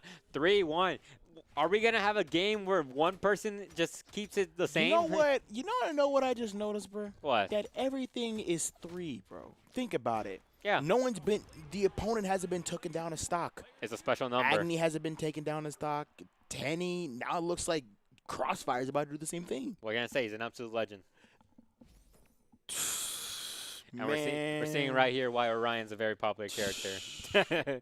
Yeah, I'll pray for you, buddy. I'll pray. Oh, Lord, Lord, Lord. Yeah, still keeping the same characters right about now. You know, Crossfire doing very well with their Orion, but at the same time, I've seen what Jackson can do. I think Jackson's a very amazing player, so Very I'm much. not gonna count him out just about yet. I think he just needs to get around the same level as Crossfire is gonna be. Feel like he probably needs the download as well because that's extremely important. 'cause I with don't the think the way- download, but just know what he has to change up when it comes to what kind of situation he has to arrive. Or game 3 right about now. Just already game 3. You know, some other sets we were barely even being halfway through game 1, but it seems like these players just have an entirely different story right about now. Goodness gracious. It's happening so fast. G. Willikers, bad man. We have no idea what's going on. But these players, both using the spear, keeping a tried and true simple. You know, right now nothing going totally crazy right about now. Yeah. Nothing too crazy. This game's grow. Oh, I thought he. Oh, I thought he. Oh, never mind. I think he's got it. Yeah, he got it. Oh no! What's gonna happen? Did he just? What's going on? Okay. All What right. is going on here? So What- it seems like both these players wanted to do like a That- clip of their own, I and wanna- because of that, both of them ended up killing each other. But at the same time, Crossfire didn't need to kill himself. I think he was fine, but he just wanted to have that extra sauce, you know. He wanted to He go to wanted these to make local sure he was McDonald's dead. and get like the extra Big Mac sauce. And it seems like Crossfire is of- going all the way right there. Oh, barely not managing to. Oh, okay, they both oh. survived. Yeah, both these players are going crazy right about now. Going all the way down to the blast zone, trying to kill each other. Mm-hmm. Oh my goodness gracious! What is going on here? A lot man? is going on right about now. Jackson holding on to the gauntlets. You know, Crossfire doesn't have a weapon at this time. Like, you can definitely see Jackson trying to get this advantage. Oh, Oh! the weapon! That was. He- Oh my God! No, that was crazy because he threw the weapon and it falls so Lord, it slowly was- that he still managed to hit him. No, you know what that reminded me of? It reminded me of that show that Patrick was watching when the guy got hit with the coconut. Oh, it's very sad sight to see. He got hit with the spear like it was a coconut. Yeah, and it seems like Crossfire is trying to hit this man not only with a coconut but with a rocket this time. We want to blast this man off to a different set. Lord. Jackson, I still think they still got it. I feel like once they take the stock, it's all it's like I think he can do it. I think he can do it. But right now, it's still looking very tough for him right about now. He can't get that last hit. He can get the combo starter, but he can't get the finisher. I don't know, man. Jackson's looking not Jackson as well as Crossfire looking extremely strong, but Crossfire just looks like he's ready to end this. Crossfire doesn't have a weapon at this time. Jackson trying to do something with the gauntlets. I don't about know. this I think moment. he's trying to defend that weapon over there, actually. Yeah, one heavy hit move, and I feel like Crossfire will take it down, but it seems like he doesn't care right about now. I feel like Crossfire just wants to end it just like simple and clean. Yeah. My God. Just a massive punch to the blast zone. Oh my God. I was not ready for that. Were you ready for that? 3 3-0s. We got a 3-3 right about here. In what the second or third week? In the second week? Yeah, third week. Third week, actually. Thank you, bro. You know what? 3 3-0s in the third week of the Georgia Esports League. I did not expect that at all. But yeah, it was very crazy to see. Amazing performance that we had today. Mm-hmm. All these players, you know, I think Tenny, Agni, and Crossfire showed us what it took in order to become a great player when it came to Brawlhalla. Showed us. Yeah, definitely showed us. It was a very amazing sight They to watch. demonstrated They demonstrated very well. very well at that. That Yeah. is, Lord. That weapon drop was, I think, the play right there. I think that's what He made got him hit win with that the title. coconut. That's basically what that was. I guess it was. He got hit with the coconut. Yeah, it was very sad to see. Very sad to see. but Yeah, it came hilarious to at the this same point time. where like Crossfire didn't even need a weapon at that point. He just kept on swinging. He was not missing at all, and that was just about it. You know, great time for all these players. I really enjoyed that, man. Man, with that being said, we're going to be throwing it over to our host to conclude this entire thing. We appreciate every single one of y'all for tuning in with us. Y'all have a blessed day.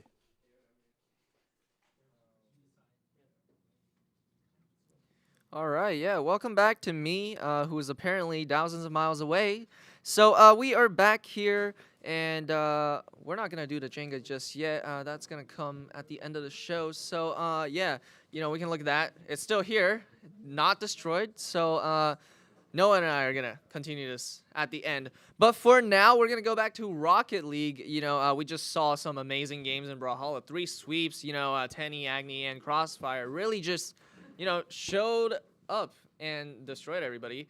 That was interesting. You know, I saw a lot of Jackson fans in the chat. You know, very unfortunate, but you know, I'm sure he'll come back in here and possibly win the next couple games. So you know, we'll see how that goes. You know, just join us in 2 weeks, right? Not next week because we're all gonna be on break. We're gonna go have some fun. You know, you guys should have some fun as well. Of course, if you want to keep up with the season, you can always check it online. Just look it up. You know, there's a GFA Rocket League season. Sorry, not GFA, Gel Rocket League season, and then the Gel Brawlhalla season. You know, you can check the standings online if you are interested. But next week, unfortunately, we are on vacation, so very sad. You're not gonna see me next week. You know, I'm gonna miss you guys. But yeah. So the next game, indeed, Rocket League. It's Moon Tiger Gaming versus Georgia Tech, and that sounds like a very interesting game. I honestly am leaning towards Moon Tiger. You know, Georgia Tech's cool. You know, I love their campus. But yeah, we're going to send it over to the casters and see what they have to say about it. Let's go. Appreciate it, Kingsley. And yeah, we're back here at the desk and excited to get some more Rocket League. Once again, I'm Coop, and with me is Jose. What's going on?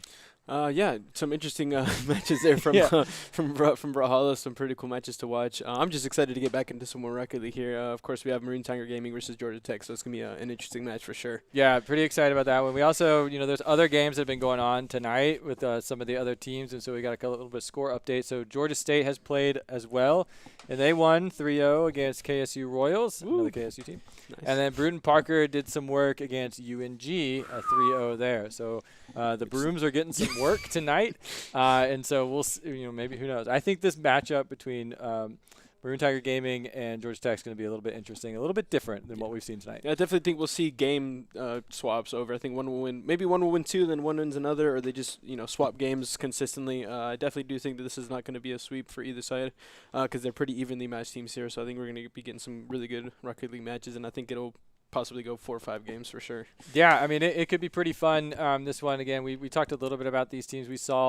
We've seen both of them in different parts and different pieces throughout the beginning of the season, and even in the preseason, where we saw DAF playing with the ghost employee / intern Laundry, and so we had some fun matches going on earlier where we saw a mix up between the players. And so we saw DAF play, and it was pretty awesome.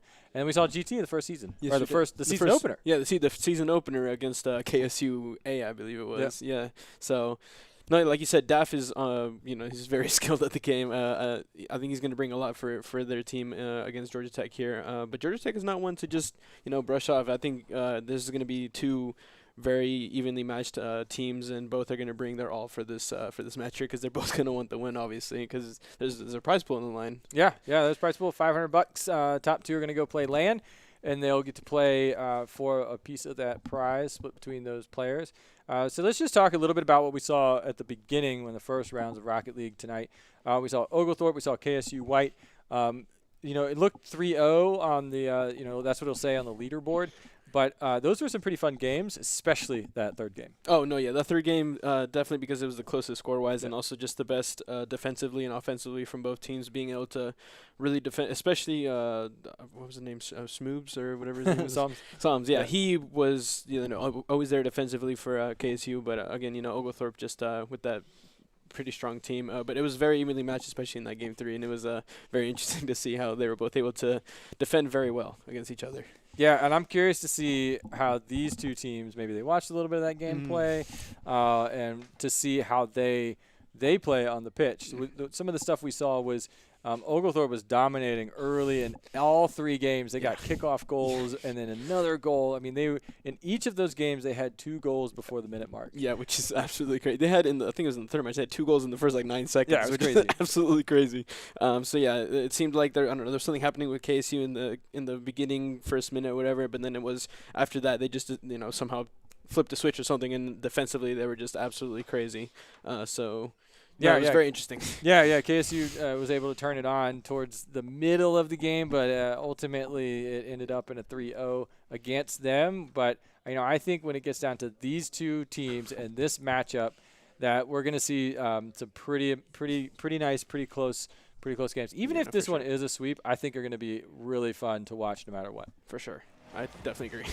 Yeah, as we get in here, let's see, we got GT on orange, it's appropriate, and we got Maroon Tiger Gaming over in the blue. Alec over on GT is going to bring this one over. It's nice, beautiful pass over to Trains. It's going to be shut down by the Dot.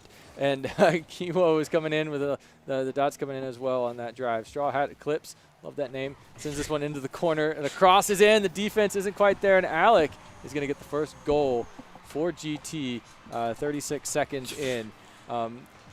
Kind of all over the place early in this first 30 seconds. Both these teams trying to figure this one out. It seems like they're both just trying to feel out the field right now, trying to see how they can play together defensively and offensively. And but great goal there from Georgia Tech, able to capitalize. I know Johns was one that I've seen before. I'm not too sure about Trains and Alec, but it'll be interesting to see how they play together. And over on MTG, Eclipse and Kiwo I've seen play before, but Dot I don't think I've heard. I believe Dot is Daff. Oh, it's Daff? Okay. Then I've seen all 3 of them play. So, yeah, this will be interesting. It's one of the beauties of esports is you can change your name whenever you want. True. Alec sends this one a nice little clear over the side. It's a little soft, but they are going to pick up the bounce. They're going to get it right over Kiwo. And Trains is going to come in as well to help out there. Trying to make something happen over there, but it turns out. MTG is going to send this one over.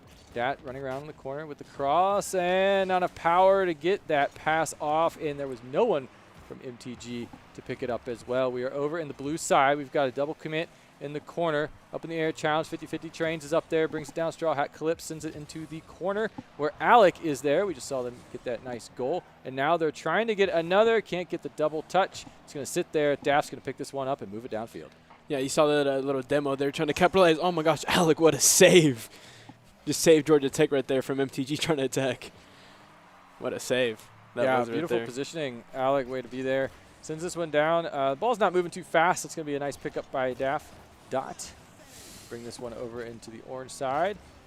Bringing it back in. We got a nice try here. Kiwo's challenging, and Alec is going to stall this one. Train's going to pick up that as well. Get the clear, or trying to get the clear. It doesn't actually get out, and we're moving back. MTG on the offense.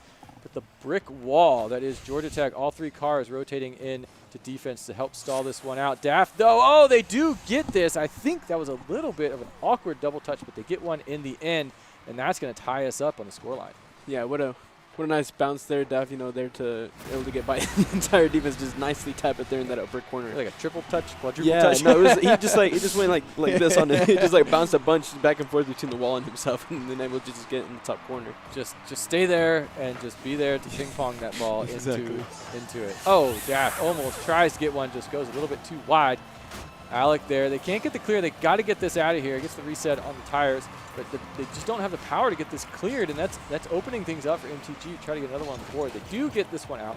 Daft and Straw Hat are in the corner. Oh, and that's going to leave some openings. Trains goes into defense. Alex now drops this one down. They're looking for a pass. It's a beautiful pass, Jonzo, and that is a beautiful play. What an assist there from Alec right there with that arrow. Nice control there, very cool, calm, composed. Able to bounce it off the ceiling and bring it back down for Jonzo to just score a nice tap in there. Yeah, Alec passed it almost to themselves, off the ceiling, then off the back wall, down into the key, and that is 2 up on the board for Georgia Tech. Only up by 1. That's not going to make them feel very confident, as we know that MTG is able to get some points on the board, and they do it in nice fashion, although 2 feels a lot better. Oh, no, definitely. That's a lot more of a breathing room, 2 goals, being 2 goals up. And look at Alec again, bouncing off the ceiling right back down to him and just tapping that in. Daft seeming like, I don't know, he wasn't in the position to be able to, clear that out, and Alec just tapping that in nicely in between 2 players. Yeah, up in the air, it makes it really hard from that side angle. Where are they going to make the shot? And at the end of the day, they made it in the right spot, bottom corner. Over into the corner now. Dot is coming over. They are going to curl this one back out. Try to get it clear, but it goes over to Trains. Up in the air, we got a 50-50. The challenge is made by MTG and sends it over in the side wall. Looks like Dot's coming in nicely over the corner. The corner boost has been taken by Alec, and they're going to use that one to their advantage as they sail all the way corner to corner. But they are challenged by now multiple cars, all colors coming in. The clear comes in from Kiwo. That sends it down. Lets MTG get some breathing room. Take a breath.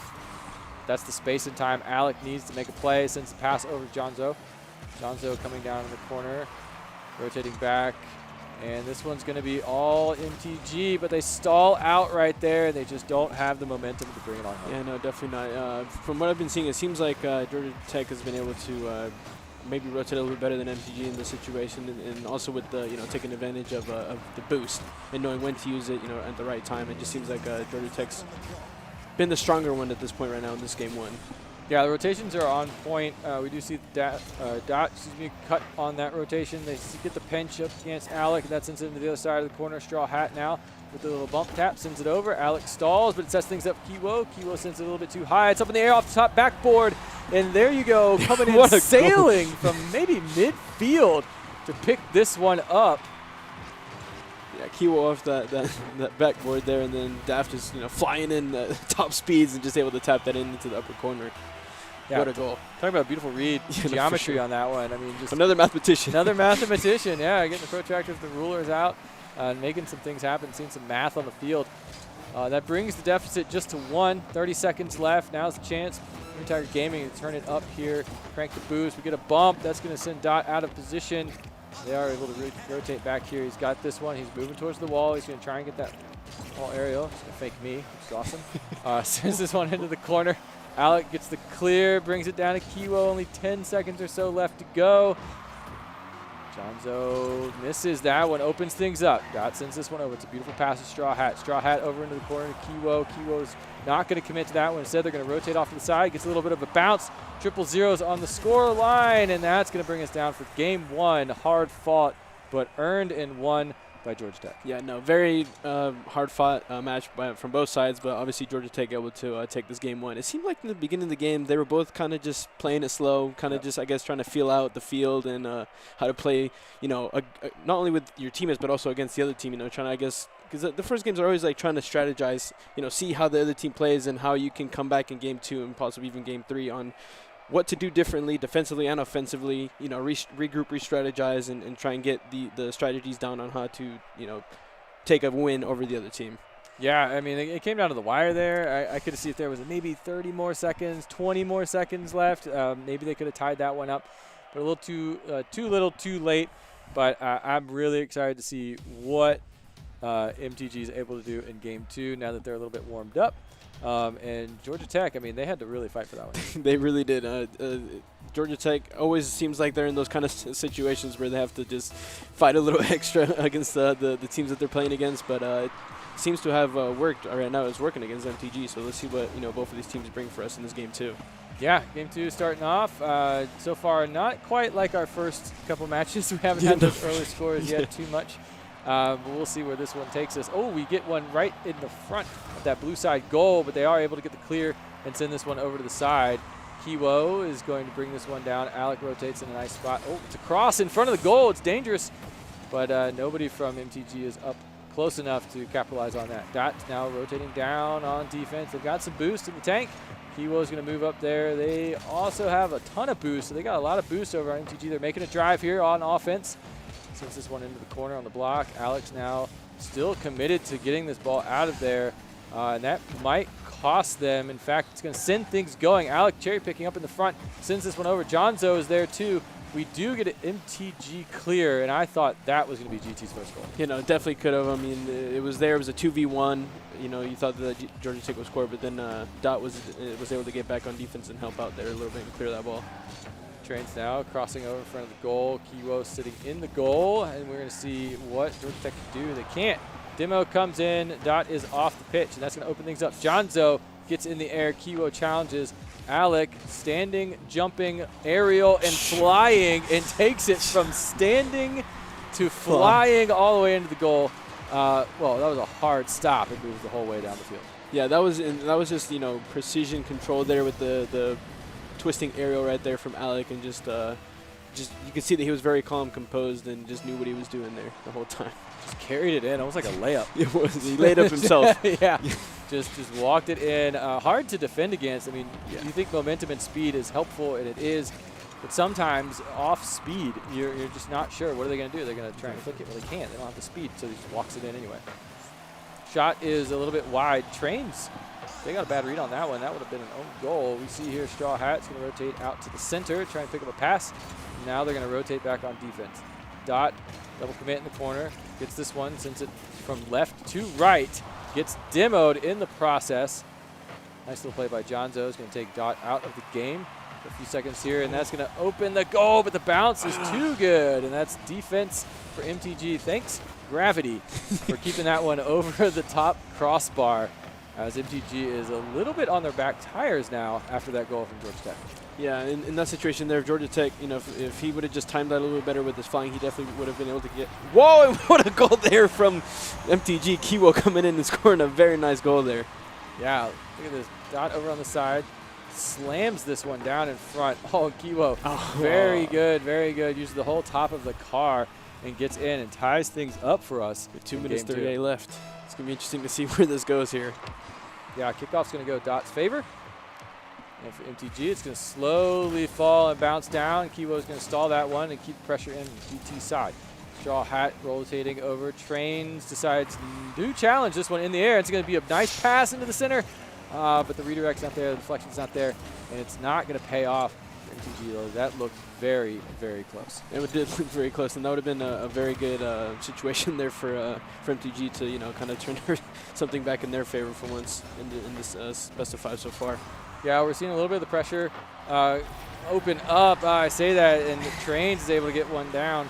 But what we've seen the progression of this game is Maroon Tiger Gaming has, they've turned it up. They're matching GT. GT has to hold on to these goals. They're holding on to this lead, and they're really working for it. They're not getting anything for free out of it. Yeah, no, they're definitely putting in a lot of work to keep this lead because MTG, it seems like every time Georgia Tech scores, MTG just comes around and scores themselves. So Georgia Tech is definitely having to fight a lot to keep this lead against MTG because MTG is not going to go easily. No, not at all. Straw Hat sends this one over in the corner. Oh, they're coming. They're going to stay up here in this first position. Let's see who's in second, and looks like Dot is here. Can Straw Hat rotate out? Maybe get into position to get a pass. They do, and that's going to do it. Kiwo, very nicely done.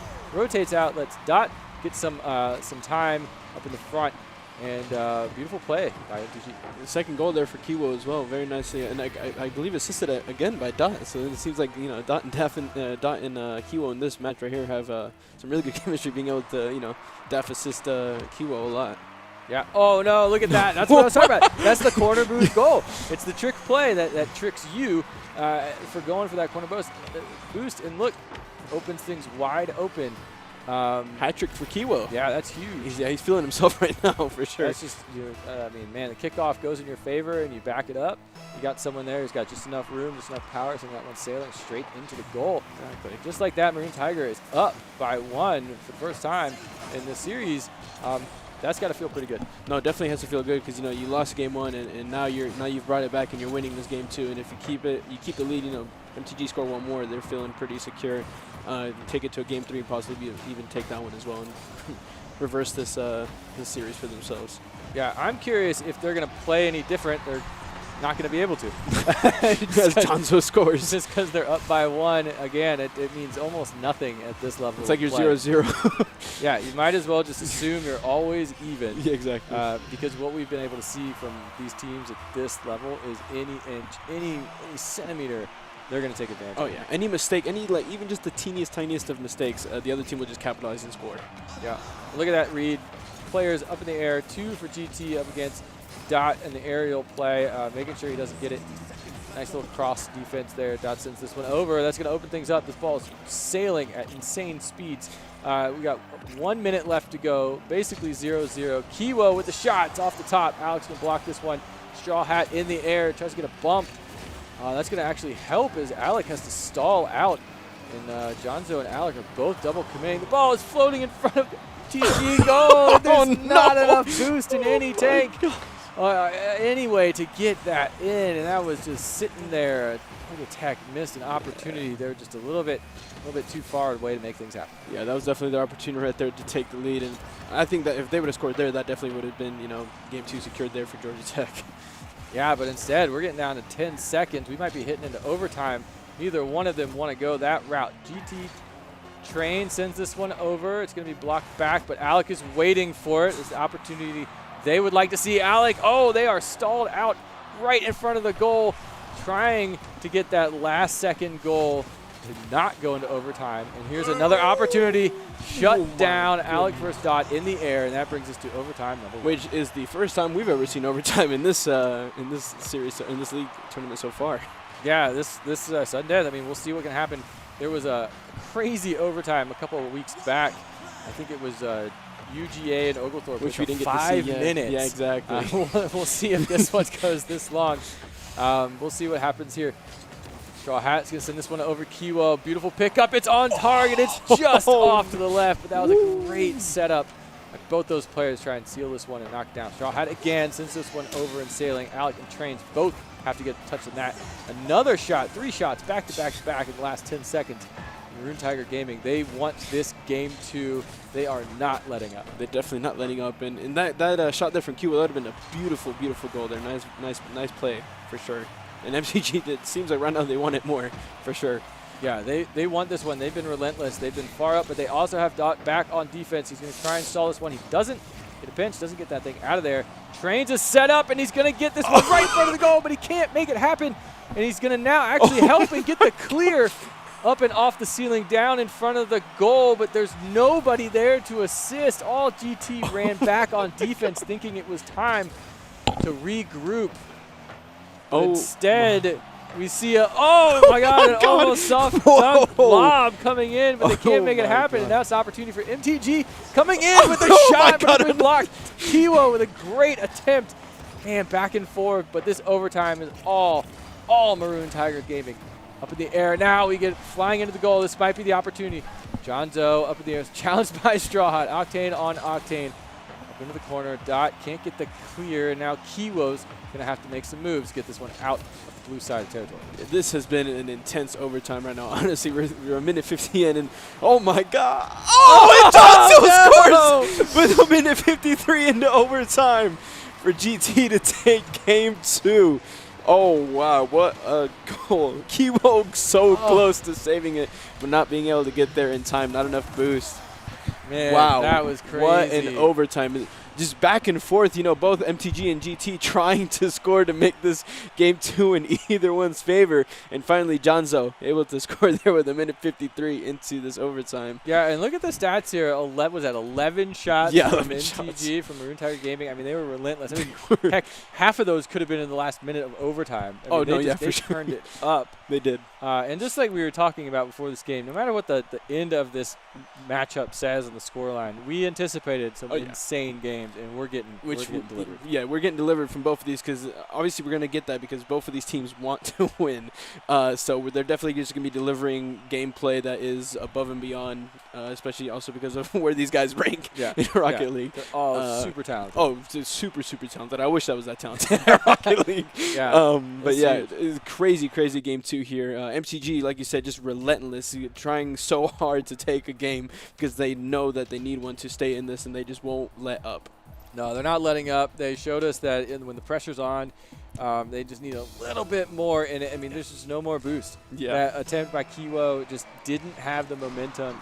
They couldn't get the clear, couldn't get it out of the goal. At the end of the day, Jonzo brings it on home for game 2. But it's best of 5. We got a whole nother matchup here. We'll see what happens in game 3 as we see Jonzo now from being that game-winning goal. Now moving into offense, gets one down. Brings it down. Kiwo is going to send this over, let Straw Hat take this one off top of the car. Nice little flick over to Dot. It's going to be a nice back. Oh, beautiful play. It's going to be stalled out by Alec, trying to get the pinch. Can't really get the clear there, and Train's going to have to stall to bring it back down. And the shot comes in from MTG. Just a little bit slow, and it's not enough power for anything to happen. But, man, I can't imagine how they're all feeling after that last game. No, yeah, especially MTG, knowing that they need this game to stay alive in the series. They're probably feeling all the pressure right now. Ooh, as Alec, nice save. Yeah, a lot of pressure. They got to stay in this one. And the thing is, they know they can get the points on the board. They know they can pressure this Georgia Tech team. And they know they have the ability to do it. They've just got to close things out. Straw Hat sending a little side shot. It's going to be a little bit too wide. It's going to be brought back over into this Georgia Tech defensive territory. But they are going to sail this one over. Kiwo gets the cross. They're going to clear this one over to Dot. And that's going to be a nice setup. But there's not enough power from MTG to keep this one going. Although we almost see Jonzo getting another goal there. But a nice reaction from Maroon Tiger Gaming to stall out that drive.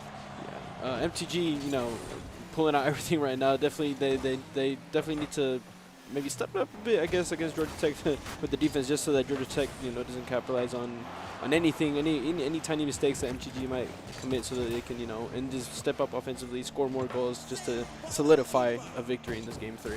Yeah, composure, just, stay true, right? Like, they've got to just stay composed. You can't get frustrated. I mean, be happy with a 0-0 right now. Yeah, no, right? for sure. We've seen, this is the longest we've gone tonight without a goal. It's 2 minutes.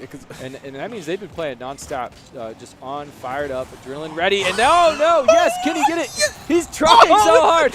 Dot finally gets that one in. I mean, that was crazy. Off the top bar, and then off his own car gets just drilled.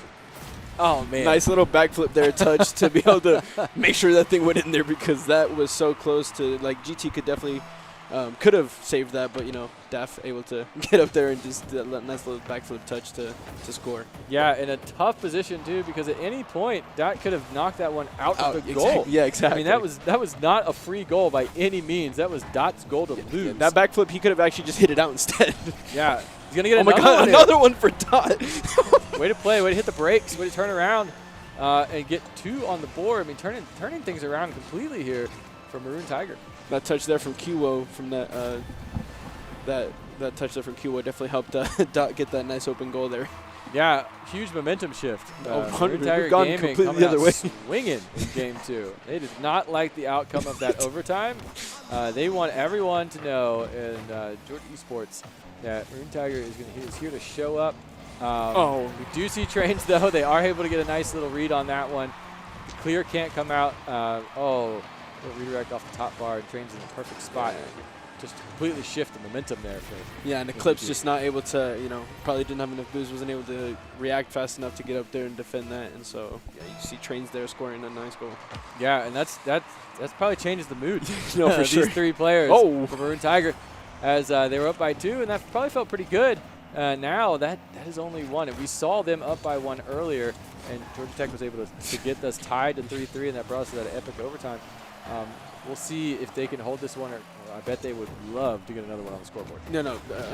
Georgia both would love to get one more on the scoreboard, because if Georgia Tech scores one more, they're tied and they can bring it back. MTG gets one more, they'll probably sit a little more comfortably than by winning by 1. Yeah, we get the shot here. It's going to be double touch blocked by Kiwo. Dot now trying to get this out, but they can't, and that's going to open things up for Georgia Tech. That's where they want to be. They want to be on this side. They want to have this rotation. They're forcing Maroon Tiger Gaming to make some plays they don't want to double commit and get in front of that goal line. That's not getting them boost. That's going to let Georgia Tech own the boost lanes and the boost pads over on that side and starve Maroon Tiger Gaming, and it's going to open things up for Georgia Tech to get some goals. We are seeing Alec moving. They get the tire. They get the reset here, but it's going to be shot down, sending it back over into the orange side. Trains versus Straw Hat in the corner. Dot now versus John Zoe. Everybody's getting a piece of this one. Alec is going to finally get the clear and send this over into MTG territory. So close there, almost going in there for Georgia Tech to tie it up. Dot with the hat trick. Yeah, huge play. He's feeling himself right now. That's massive. Dot coming in 2v1, able to get through the defense, and that's going to open things up and carry it all the way down the field. 3-1, up by 2. Minute left for Georgia Tech to close this one out. Yeah, MTG feeling nice and comfortable right now with the 2-goal lead. Will they try and go for a third? Obviously. The more you score, the better. The safer you feel. Oh, and They just get it right there. Yep, there it is. I spoke. Yeah. I spoke it into existence. Look what happens here. Alec cheats up, but The Maroon Tiger kickoff, Gaming- the kickoff just didn't go, I guess, in the way that Georgia Tech thought it would, and that just opened up for Eclipse to just come in and capitalize and score a nice, easy open goal. They got past the kickoff. They got past the second. The third was in the corner, and that was just an open net. 50 seconds left. I mean, that's a big 3-goal deficit. Georgia Tech's going to have to come out swinging really, really fast. They're going to have to channel some Oglethorpe here if they're going to get these goals off these kickoffs and get back into this game. Kiwo rolling in. Alec with the clear. Nice shadow defense there, but Dot gets the shot, and it's going to be blocked by Trains. Alec up in the air. They don't care about that 30-second timer warning. They're here to play. They bring it down. No They're dribbling. way. They're in the air, but it's going to be shut down by 2 blue in the air. And that is probably going to make MTG feel pretty good, as it looks like they have this game 3 of the game. Yeah, that was a very key save right there from Kiwo, because if not, that would have given GT a little momentum to try and bring it back. Yeah, but they're not quitting. They're not. Trains coming through. Beautiful dribble there, trying to do some trick plays. But they are going to actually end up getting one more on the board. Dot just says, you know what? There's still time. Yeah, let me There's just still time. score another one. Yeah, Just show off and score a fourth, and It's okay. actually a fifth. Yeah, that's all right. Fine It's goals. fine. I got this. Yeah, of course he's got it. Daff is just that player. He's Yeah. that guy. I mean, that's great play, and it's a great shift. Yes. So now the mind games are in play, right? Oh yeah. So Georgia Tech, they were on the final game. They Yeah, had they the were. opportunity to shut this thing down. Yep. But Maroon Tiger Gaming has turned things completely around with 11 shots on goal and just owning that game. Oh yeah, no, 100%. You could tell in that game, Daff especially, he just owned the entire field, whether it's defensively, offensively, scoring and getting assisted by his teammates too. Kiwo was another one. He was huge. really huge in this game, and MTG said, you know what, we're down 2. Let's just flip it around. Let's just put it back in our favor, win this Game 3, and now give ourselves more momentum for Game 4 and Game 5 to take this series against GT. And they won in huge fashion. Oh, yeah. Right? It wasn't even close. Like no, I mean, you look at the scoreline, 5-1. Yeah. That's very different from the last 2 games we saw out of them. When they went in overtime. Yeah, and one went overtime. So they're putting up some points on the board, and they're saying we can score and we can hold you to it. Oh yeah. So this is probably a little bit of a shift, a little bit of a change coming into this one. Georgia Tech's now thinking a little differently. 2 games, ready to win, ready to take the series down, and now it's looking a little different. Yeah, MTG just switched it around, and Georgia Tech's thinking, okay, we're gonna have to re-strategize, regroup, and try and see what we can do differently against Maroon Tiger Gaming here to hopefully win and take the series. Yeah, setting up to be a fun one here. Kiwo sending this over to the side. Ooh. It's going to be missed off that side defensively. That's just going to leave Jonzo, and Jonzo doesn't get the read, and Kiwo gets the score. Nice goal there from Kiwo. Again, capitalizing off the mistake, leaving it wide open for Kiwo to score there. Yeah, a great read, too. Coming off the side, off the corner. It really makes it hard to judge where this ball is coming from. Yeah. And they took the jump, they took the shot off the corner of the car, and it sent it exactly where they wanted it to be. Here we go off the side of the corner. We got Alec coming down, and they're going to get blocked, and Kiwo is going to send that one down into the middle, into the 50. Oh, and it's going to open some stuff up. Dot and Kiwo on the drive, 2v1, but the block is going to come in, and Georgia Tech's going to get one save there. That was looking like number 2. Yeah, MTG was taking a little too long there. They're going a little too slow, and Alec was just able to come in with speed and get that away from them. Yeah, here we are on the orange side of the pitch. Trains is trying to make something happen here. It's going to go up in the air. Alex going to bring this one down. Dot is going to send this back over to GT territory. We've seen a lot of shift here, a lot of play happening on Georgia Tech's side of the field, and that's putting them on defense. They're getting some opportunities to move to midfield, but really, Maroon Tiger Gaming is just holding them to it. Yeah, they're just on top of Georgia Tech right now. Really, Georgia Tech's having to work double time on defense because MTG's just holding them on their side. Occasionally, Georgia Tech can get to Maroon Tiger Gaming side, but it's really just Maroon Tiger Gaming on Georgia Tech's side of the pitch. Yeah, here we go. Rule 1, get out of here. Get that out of here now. It's just no one likes Rule 1. Nobody likes Rule 1. 2 players out of the game. It's ridiculous. Here we go. Nice defense. It's going to be brought back over into GT side. Dot now gets the deflection 2 in the corner for Orange. Kiwo up in the air. Looks like Maroon Tiger Gaming already decided to concede that and rotate on defense. But here comes Dot. The challenge is in. A nice deflection's up in the air. Can't get the touch. Straw Hat, though, rotating into position. Jonzo, though, for Georgia Tech is going to try and take this. We're going to battle for the middle here. We'll see how they can do this. 2.5 minutes gone. Georgia Tech can't score a single goal. Yeah, no, they've just been, great defensively both sides, since Georgia Tech and Maroon Tiger Gaming. As Trains finally scores, Georgia Tech finally putting one on the board there. There's a little scramble there in the middle a bit there. Yeah, big scramble. Dot trying to get this cleared. Alec gets a piece of it. We got 2 blue in the goal, but at the end, Trains is able to pick this one up and make it 1-1. I almost made a train joke. That's it. But he gets one on the board, and that's what really matters. Yeah, now we're even up. We're back to 0-0 essentially with 2 minutes and a half left. Playing the conductor over there. Anyway, Jonzo in the corner. Sends this one over to the side. Kiwo pass up to Dot, and Dot's going to get challenged 50-50 in the air. Trains getting a little piece of this one, brings it down to Alec off the top of the car. Deflection over in the blue side. But it's going to be challenged. The momentum's going to be shifted now. Kiwo rotates back. I think they were waiting for that boost pad to open up. And they waited a little bit too long. Straw Hat now, Dot just behind them. Oh, but turning back around, Alec takes the challenge. The nice little pinch. That's going to send things into the front and into the middle of MTG. But just like that, they're able to rotate back on defense and maybe hopefully get a clear here that's going to send Maroon Tiger on offense. Yeah, there was a little scramble there. Oh, defensively for Maroon Gaming playing a little slow, but obviously able to get it out of their own half and go offensively. What? That was unbelievable. Bringing this one in, trying to get a dunk. Can't get it. Just the top bar. I mean, great 4th player for Georgia Tech helping out there. Oh man, that was a huge opportunity robbed by the goal. Alec tries to get one here too, just doesn't have the momentum. Dot's going to try again. Too high and too much traffic. Great read by Georgia Tech to able to rotate back on that lost momentum to get and save the scoreline. They are nobody wants overtime. We want overtime, but they don't want the overtime, and that's how Dot decides I don't want overtime. Exactly. That was him basically saying I don't want overtime. A great goal as well here from Dav. Look at that nice aerial there, getting it past Trains defensively there. Yeah, big pickup with 1 minute left to go. Maroon Tiger Gaming looking to, bring us to Game 5. It'd be awesome to go to Game 5 in one of these series. Oh, the shot's coming in. Ooh, Straw Hat on the sides, brings us into the corner. Trains is rotating back, and that's going to open things up. Dot in the air, gets flicked. Brings it back down. They're going to concede this one over to Jonzo. Up in the air, Kiwo. We do have one blue back on defense. Alec doing some amazing stuff in the air with the read, but Jonzo comes in and plays defense for Maroon Tiger Gaming, and that's going to open things up for Kiwo to get a score. An unfortunate misplay. Oh, that's unfortunate. That seemed like there's a little bit of a miscommunication there between was it Trains and Alec and Jonzo, I think it was. Yeah, a little bit of unfortunate miscommunication, and MTG able to capitalize on that with an open goal.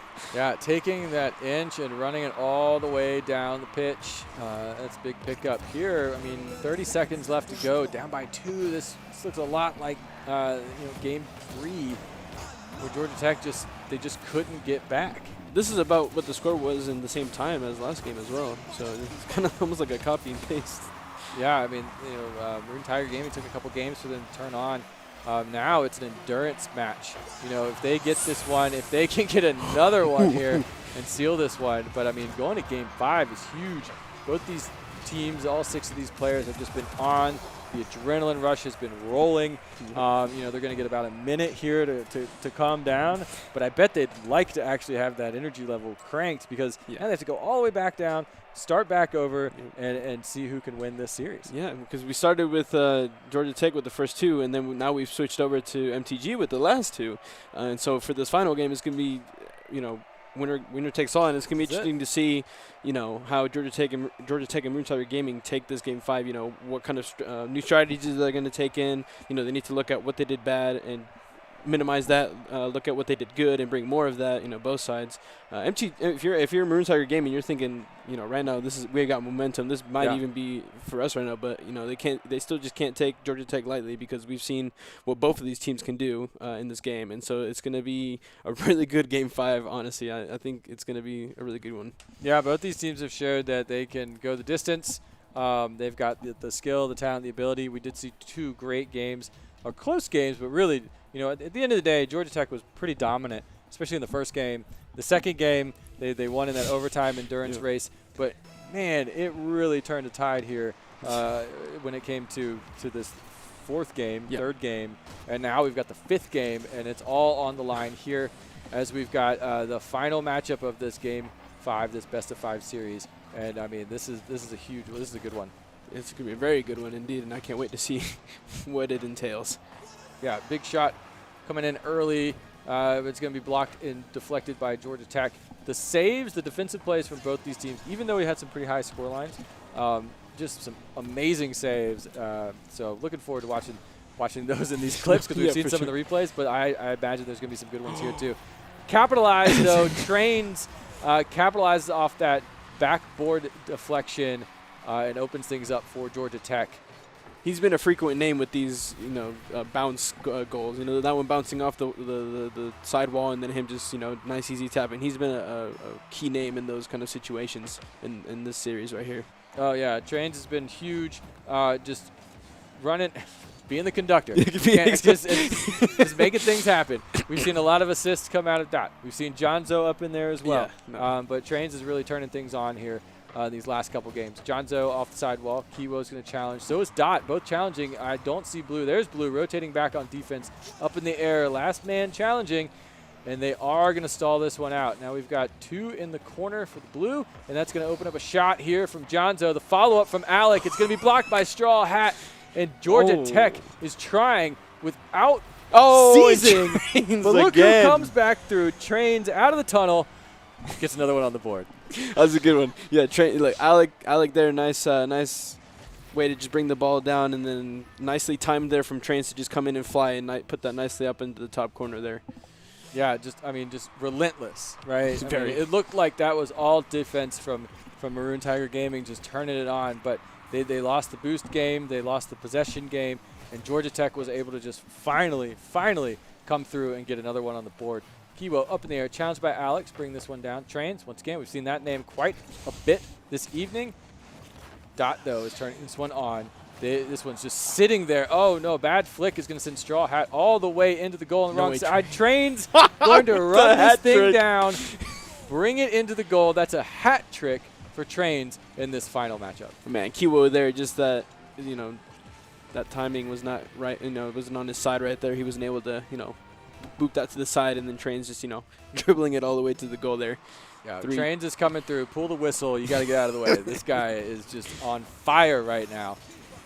Kiwo sending this one over into the center, but it's going to be picked up by Alec. Passed over to Trains. Gets it off the tires. Gets reset. Dot and Kiwo are going to have to defend off that one. Big play coming in there. Alec stalls this one at the 50. Brings it down. We've seen what they can do in the air. And they pass it over. Jonzo's going to pick up this deflection off of Kiwo's car. But that's going to start to turn things over for Dot. Dot's going to pass this one over Straw Hat. It's a beautiful play. But there's too much traffic, too much going on that orange side. Georgia Tech is now playing to win. They're playing to hold this line. They know they have some breathing room. This is the most they've been up in this series. Yeah, no, for sure. And if you're Georgia Tech right now, you're thinking, yeah, we're just going to keep playing how we're playing because it's working a lot defensively. They've been on point. And they're probably just going to keep scoring some more just to solidify the victory here and take the series here. Yeah, I mean, it's a huge matchup, a huge series. There's still 2 minutes left to go, and we've seen some pretty big score numbers put up by Maroon Tiger Gaming. So there's no reason why they can't do that. This ball's a little bit off to the side. Kiwo's going to try and get the pinch, send this one out. They're going to get another shot here. It's going to send it over to Dot. Dot up in the air, challenged by Alec. Decides to concede, get this one down, and get themselves down on the ground as well. Up in the air, Jonzo with the touch over to Alec. Alec now sends this one up in the air. It's picked up by Trains. Trains with the shot on target. Kiwo decides to just park it, take the pass, and send this one up in the air, bringing it back themselves, and it's going to be blocked by Trains. Yeah, Trains has just been on form right now. He's been that third guy, the anchor for them defensively. He's obviously been there offensively. He's just that guy for them right now. And if you're Georgia Tech, you're thinking, yeah, just keep doing what you're doing because you're just outperforming right now. Yeah, they're doing great. They're playing the field. They're making some great passes. They're opening up on this field. They've got a lot of space, which means they get to control different quadrants and different areas and dominate, whereas that's forcing Maroon Tiger to make plays. They have to get in there. They have to make something happen. They only have a minute left to go. And it's been proved really difficult in this one for them to make anything happen. Georgia Tech's just everywhere. They are just, yeah, and they're taking advantage of, having boost a lot more often, it seems like, than Maroon Tiger Gaming because they're just there in spots that Maroon Tiger Gaming can't get to. Yeah, absolutely. 50 seconds left. Alex up in the air, double touch off the wall. This one's going to open some things up on the orange side. Dot now off the wall, off the ceiling. Brings it down. Looks like Straw Hat's going to pick this one up and maybe try and send this one sailing if they can get the power. Dot is over in the area. They get the demo. Alec is off the pitch for a little bit. Dot up in the air with the pass over to Kiwo. Alec and Trains. Alec back on, gets defensive on that one. 23 seconds left to go for Georgia Tech to get this best of 5 and take this game.